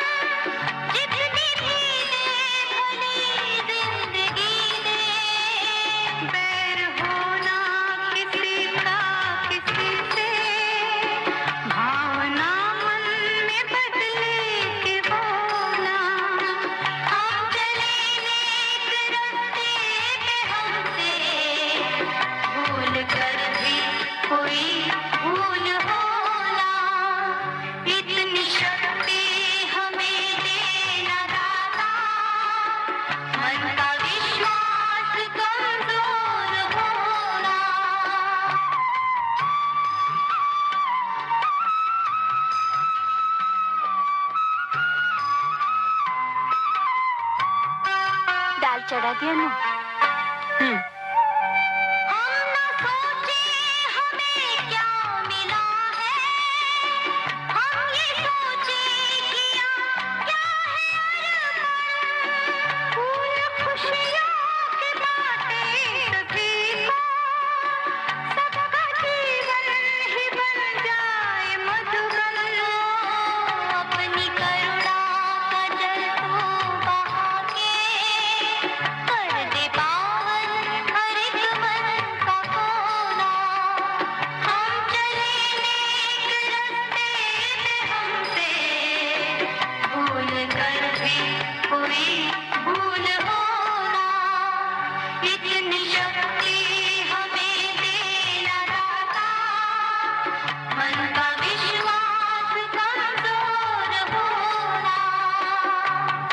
मैं चलता हूँ।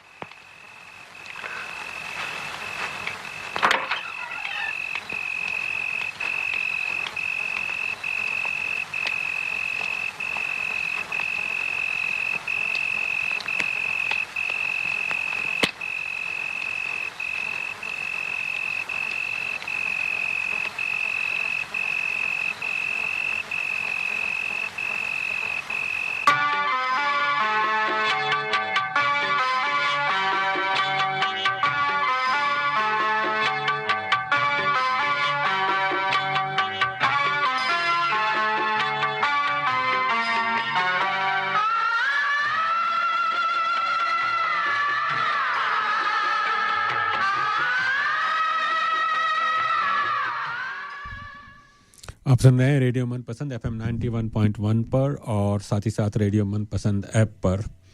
हम बातचीत कर रहे हैं चिन्मय मिशन के बारे में और किस तरह से चिन्मय मिशन, आपने सुना निर्मला जी के साथ फिलॉसफी चिन्मय मिशन की और किस तरह से जीवन में परिवर्तन आ सकता है। ये अपने आप में एक आई ओपनर है कि हम अपनी हैप्पीनेस की डेफिनेशन चेंज करें तो सडनली हमें हैप्पीनेस मिल सकती है। बातचीत जारी रखते हैं। निर्मला जी, आपने बताया कि चिन्मय मिशन की फिलॉसफी के बारे में, वेदांत फिलॉसफी किस तरह से हमारा जीवन में परिवर्तन ला सकती है।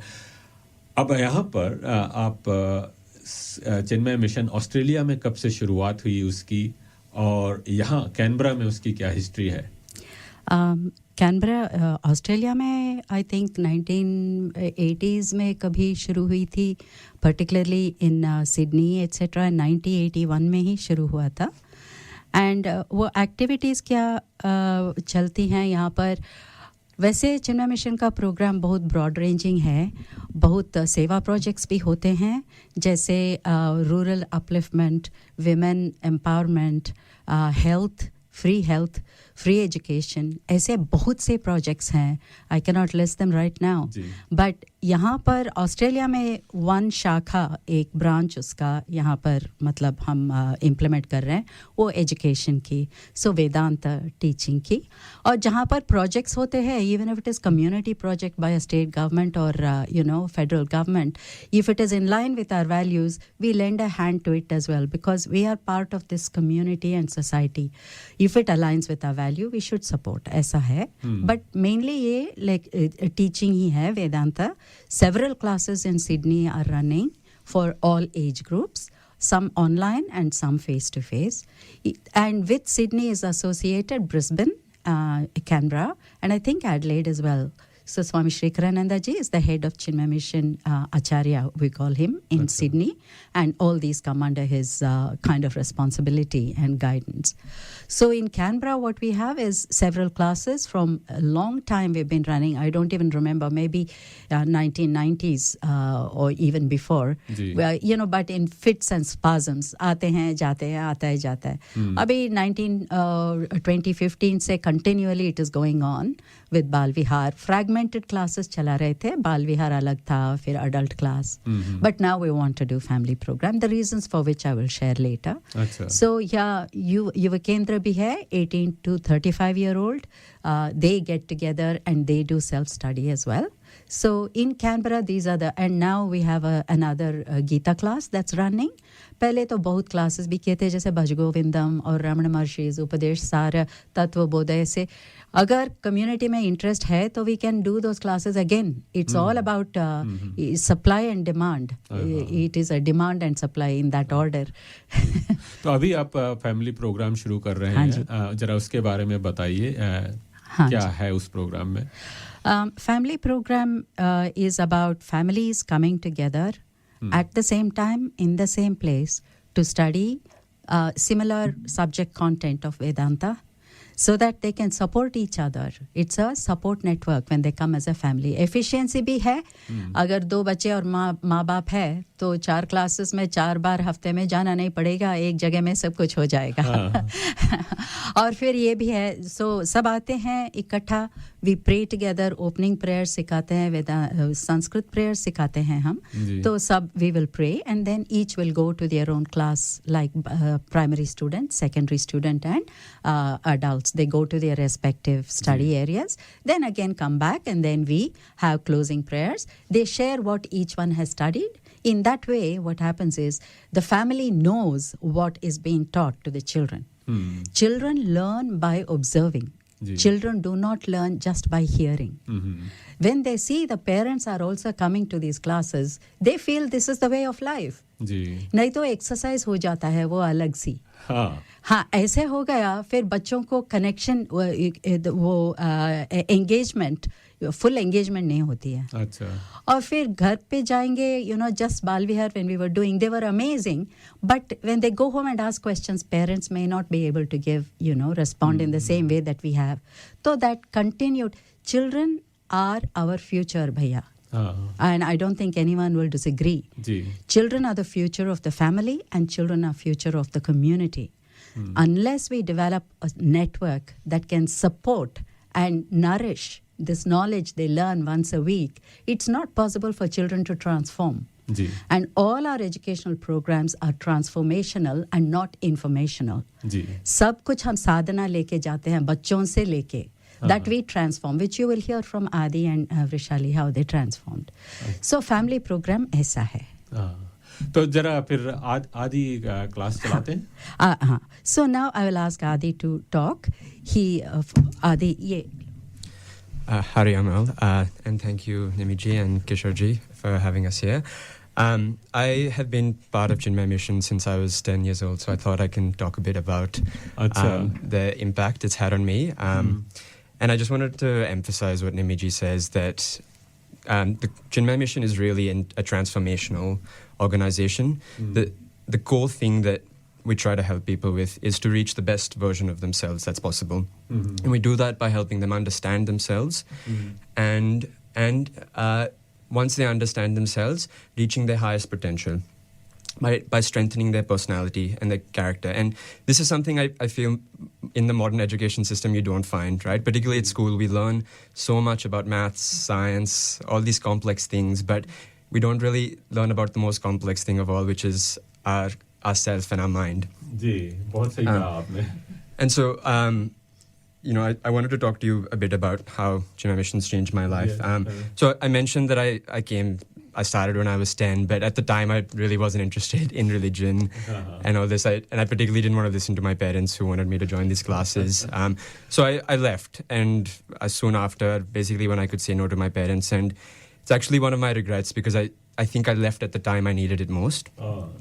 Because in high school we face so many challenges, right?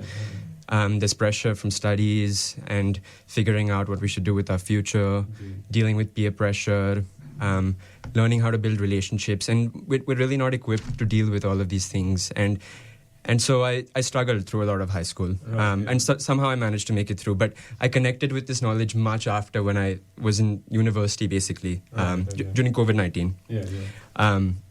And in the last 3 years, since I've been actively in the mission, it's absolutely transformed my life. So I wanted to talk about three things particularly where it changed my life. First thing where the mission helped me was it really reduced my fear and self-doubt that I had within myself. So, we all have this feeling of self-doubt where when we come to having to perform in an area, we feel we can't do it, or we think about what if we fail, and that floods our minds and stops us from being efficient and performing well. But Chinmay Mission, really taught me that that these thoughts I can change. The same way I feel I can't do it, I can change that to I can do it. And so this strong fear that I used to particularly have was in public speaking, where as soon as I got up in front of a stage, my hands would start shaking, my mind would get filled with negative thoughts, and even though I knew the topic so well, I couldn't speak about it.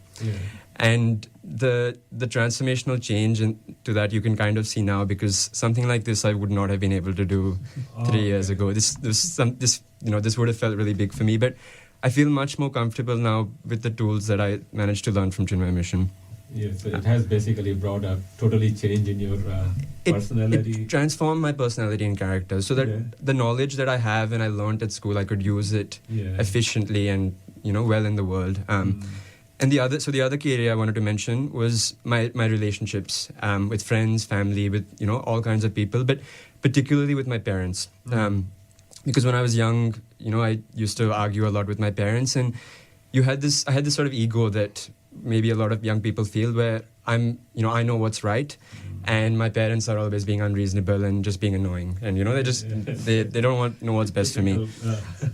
And what Chinmay Mission really, I think, taught me was you try to look beyond what seems like unreasonableness to you, to look at the intention behind those actions, and to realize like everything they've done for you, and the fact that you really wouldn't be where you are without them. And that seems really obvious, like our parents do so much for us, we should be grateful, but something like that, you really have to think about it and look beyond your ego to feel grateful basically for what your parents do for you. So it helped me develop this much warmer and happier relationship with them that I'm super grateful for now. But lastly, the other point I wanted to mention was Chinmay Mission helps you build this network of friends across the world, because we're a global network. It's like-minded peers that are really good company and have a positive influence on you, and they help you on your own spiritual journey. So it really accelerates that. And we have camps globally across the world, where you meet people from America, Dubai, UK, Singapore. So you build this amazing network. It's not just Canberra, not just Sydney, it's the world. And that really brings together your spiritual knowledge and helps you on your way. So it's really wonderful to know your experience, how it transformed your life by just joining Chinmay Mission and learning those teachings. This is really, this is where you make that contribution and totally transform the personalities. And that's great. I would like to know from Vaishali also. You have been attending the adult classes, I understand. Yes. How has it impacted you? I think it's been a massive turning point in my life. Lord works in mysterious ways.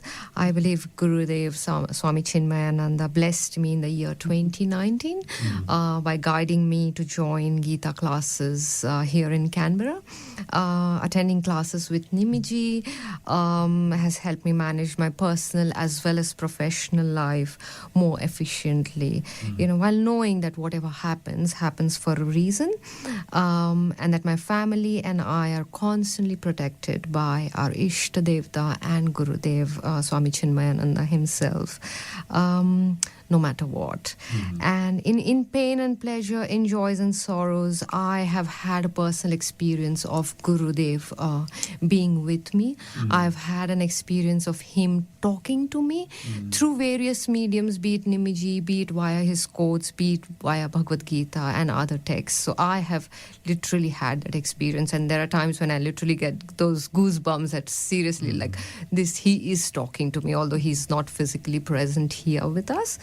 So that, and I think all that is required, that faith and surrender and consistent study of scriptures. And I genuinely feel we are very, very blessed here in Australia, and especially in Canberra. Being Canberra is such a small, community.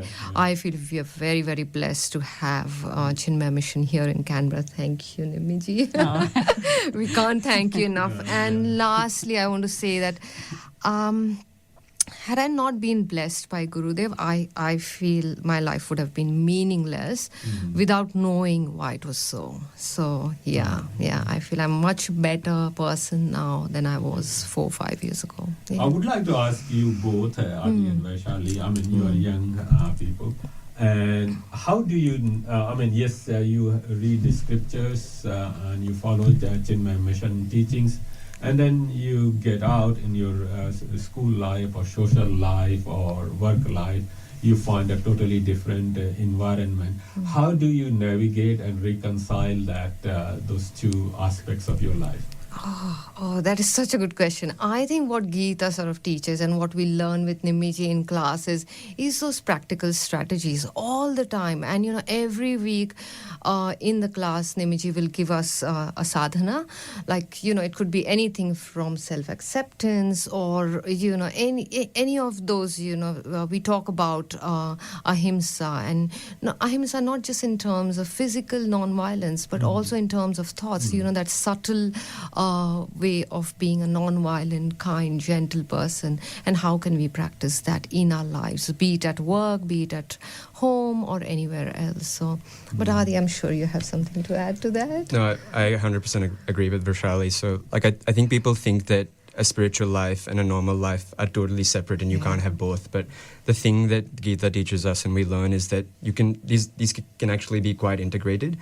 And when you're out in the world and you're working, when you're out with friends, you're doing normal things, you can live spiritually by just doing simple things like changing the mindset that you have out there. So, Nimiji was saying that often when we're thinking, we're just thinking about ourselves. It's all about me. And even when we're working, we work for ourselves.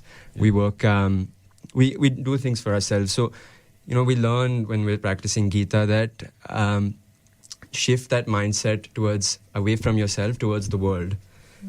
And that's what spirituality is about. It's thinking about how we can benefit the world and how we can all be integrated. So, when I'm at work, particularly in the public service, one thing I constantly try to remind myself is I'm not working for myself. I have a duty to the people, and the welfare of the people, and that's how I practice my spirituality. Yeah, that's wonderful. Actually, it's a great you have shared that experience.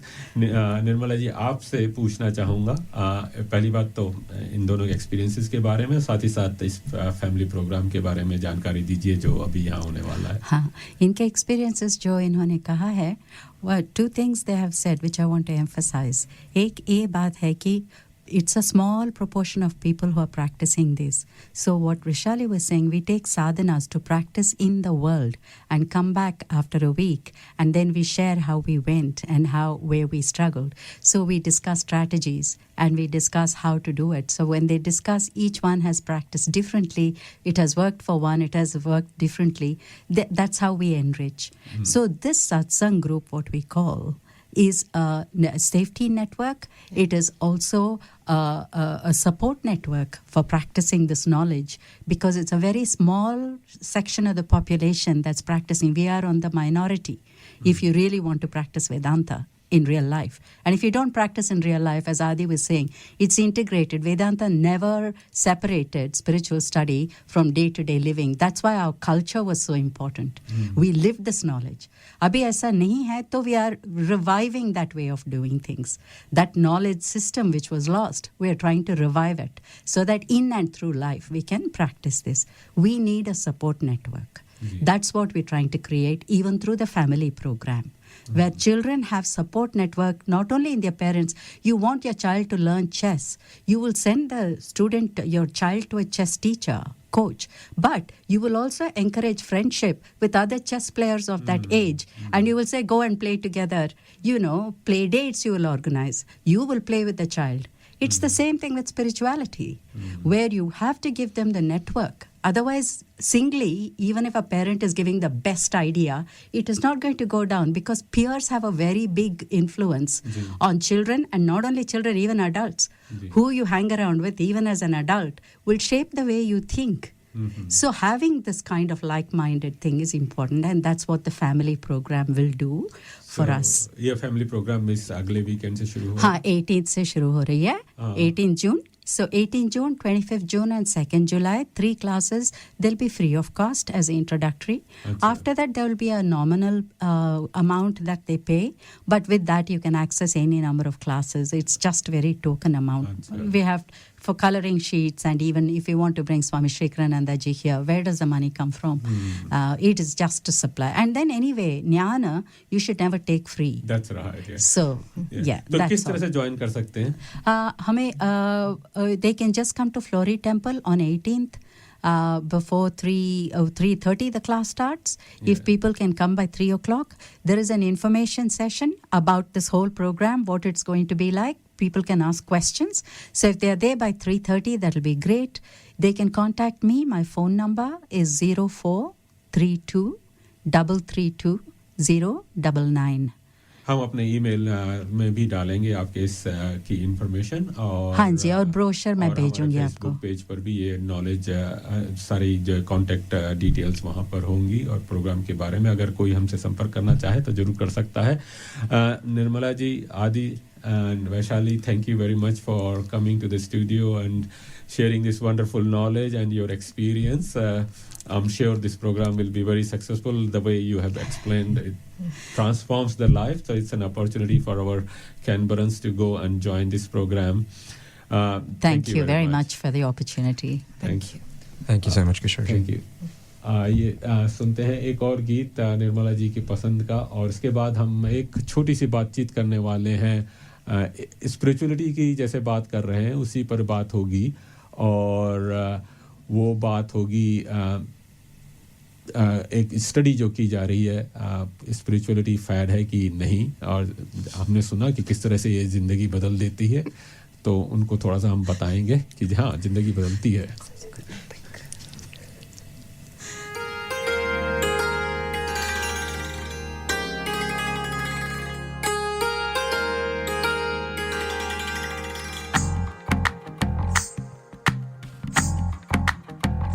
तू ही तो जन्नत मेरी, तू ही मेरा जुनू, तू ही तो मन्नत मेरी, तू ही रूह का सुकून, तू ही अखियों ठंडक, तू ही दिल की है दस्तक, और कुछ ना जानूं मैं, बस इतना ही जानूं, तुझ में रब दिखता है यारा, मैं क्या करूं, तुझ में रब दिखता है यारा, मैं क्या करूं, सजदे सर झुकता है यारा, मैं क्या करूं, तुझ में रब दिखता है यारा, मैं क्या करूं।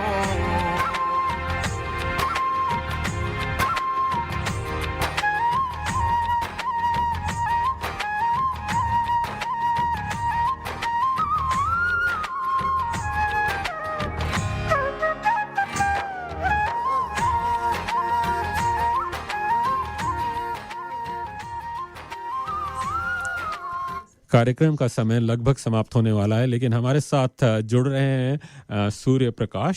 सूर्य प्रकाश एक हम आज के कार्यक्रम में काफ़ी स्पिरिचुअलिटी की बात हुई और वो एक रिसर्च कर रहे हैं और उनका अंडरलाइंग क्वेश्चन है, is spirituality just a fad और does it have any genuine value in enhancing our daily lives? वो यहाँ पर उन्होंने शिवा मंदिर में गीता की क्लासेस ज्वाइन की थी और उसके बाद तो वो पूरी तरह से स्पिरिचुअलिटी में है। सूर्य प्रकाश जी, आज आपका हमारे इस कार्यक्रम में स्वागत है। धन्यवाद। Surya Prakash ji, just tell us about yourself और साथ ही साथ ये भी बताइए आपकी जो स्टडी हो रही है उसके बारे में भी थोड़ा सा बताइए। जी, मैं ऑस्ट्रेलिया आया था इंडिया से 1999 में और स्टडी करने के लिए मास्टर्स इन आईटी ब्रिस्बेन में। सो वहाँ से मैंने अपनी मास्टर्स की है आईटी में। उसके बाद मैं काम करता था, पढ़ाता था, टीचर था मैं। कुछ दिन एक यूनिवर्सिटीज़ में मैं एज ए लेक्चरर पढ़ाया। उसके बाद मैंने मास्टर्स किया है प्रोजेक्ट मैनेजमेंट में और अभी मैं एज ए प्रोग्राम मैनेजर काम कर रहा हूँ एक गवर्नमेंट डिपार्टमेंट में। मैंने 2018 में एमफिल की थी और वो एमफिल जो था वो बिजनेस मैनेजमेंट में था और अभी जो मेरा पीएचडी है वो एक्सटेंशन है एमफिल स्टडी का। अच्छा। और अभी का जो ये मेरा जो रिसर्च टॉपिक है पीएचडी में उसका नाम है, रिसर्च टाइटल का नाम है the moderating effects of spirituality on the relationship between core self evaluations and job satisfaction. मतलब थोड़ा बहुत मैं जानकारी दे देता हूँ कि मेरी ये पीएचडी स्टडी किसके क्या सॉल्व करना चाह रही है, क्या प्रॉब्लम है। तो फंडामेंटल 3 क्वेश्चंस हैं इस पीएचडी स्टडीज में। एक है कि how to make work place a better place to work, और दूसरा क्वेश्चन है कि व्हाई डू वी सफर, और तीसरा क्वेश्चन है why do we do what we do. मतलब जानकारी के हिसाब से मतलब ये होता है कि हम जो काम कर रहे हैं वर्क प्लेस में वो बेहतर है कि नहीं, और क्या चैलेंजेस है वर्क प्लेस में। जो सबसे बड़ा चैलेंज है वो है स्ट्रेस फैक्टर। सो वर्क जो है it is one of the biggest source factor for stress. The reason being it is not the work itself but it is the people that we work with. मतलब काम जो है वो हर आदमी, हम लोग जितने भी लोग हैं सब लोग एजुकेटेड हैं, प्रोफेशनल लोग हैं, हम लोग अपना काम खुद कर सकते हैं जी। लेकिन चैलेंज ये होता है कि जो लोगों के साथ हम लोग काम कर रहे हैं वो उसको स्ट्रेसफुल बना देते हैं। लेकिन उसके पीछे कारण क्या है, तो वो जो है that is not taught in any way, not in universities, there's no focus there, whether it is in the academic mainstream or whether it is in the universities. No one teaches us how to deal with the problems and the challenges that happens at the workplace. So एक topic ये है। दूसरा fundamental question ये है कि why do we suffer? सबसे बड़ा जो हम लोग का रीजन है we suffer at work place और एट होम और any other condition, it is because of negative self belief.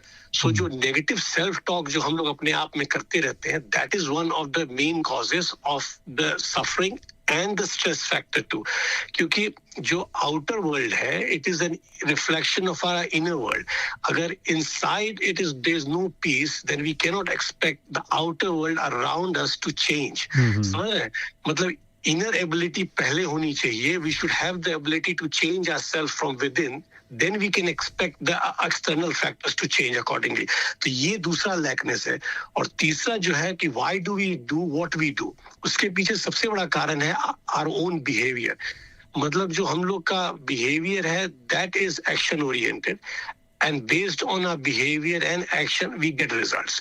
So it is not that the external factors are responsible for what is happening in our life mainly, it is also that we are also responsible for what is happening in our life.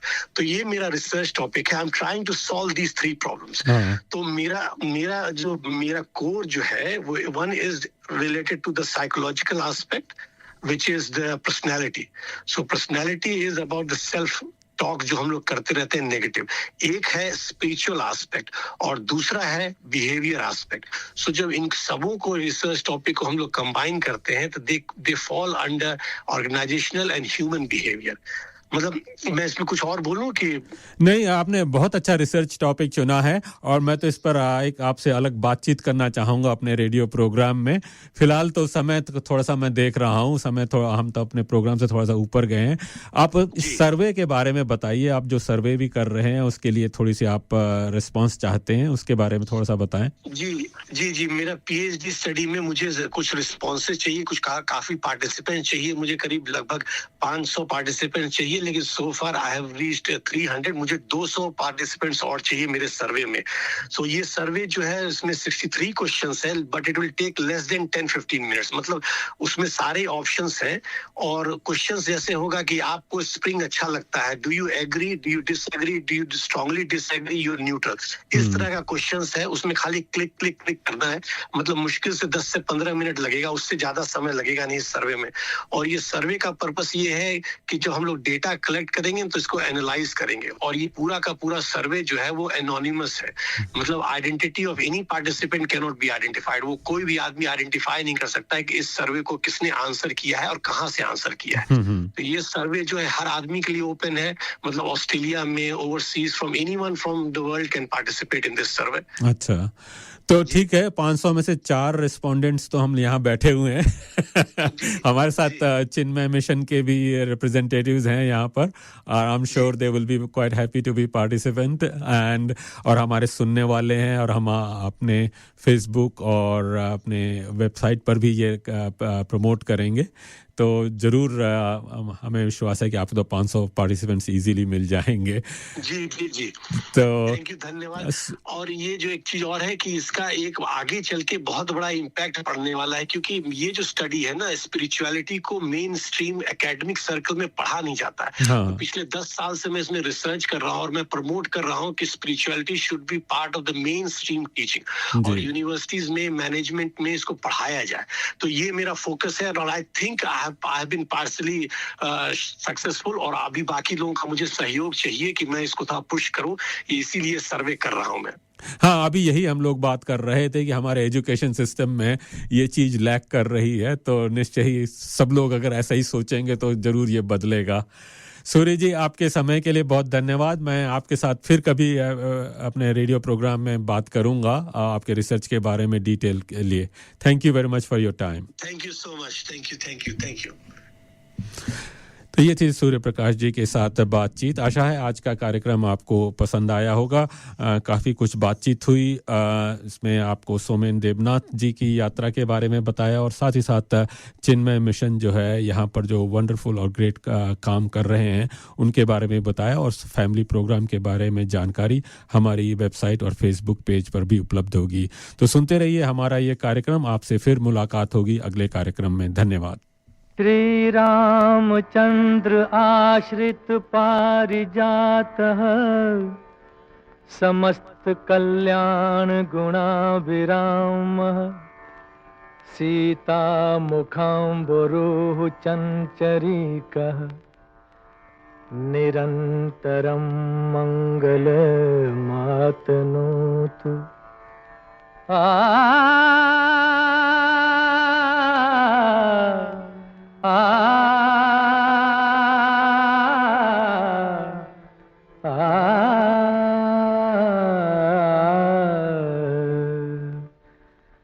जय रघुनंदन जय सिया राम.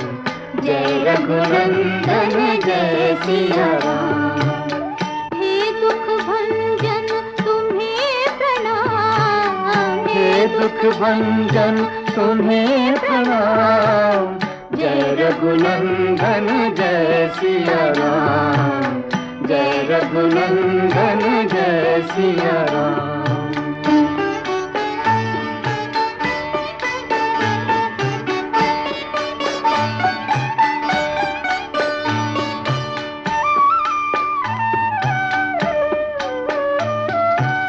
भ्रात भ्रात को है परमेश्वर स्नेह तुम्हीं सिखलाते।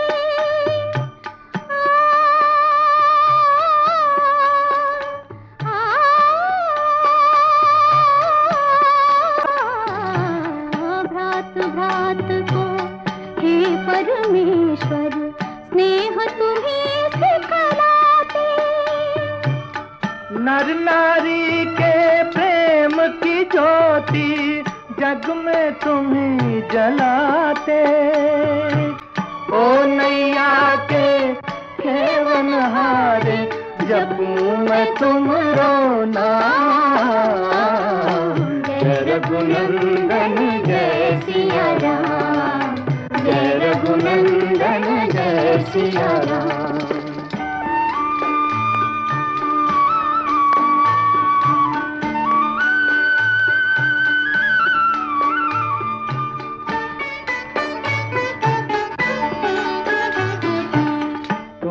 दया के सागर प्रभु जी तुम ही पालन हारे। चैन ही से पाए बेकल मनवा सांझ सकारे। जो भी तुमरी आस लगाए, जो भी तुमरी आस लगाए बने उसी के काम। जय रघुनंदन जय सिया राम, जय रघुनंदन जय सिया राम।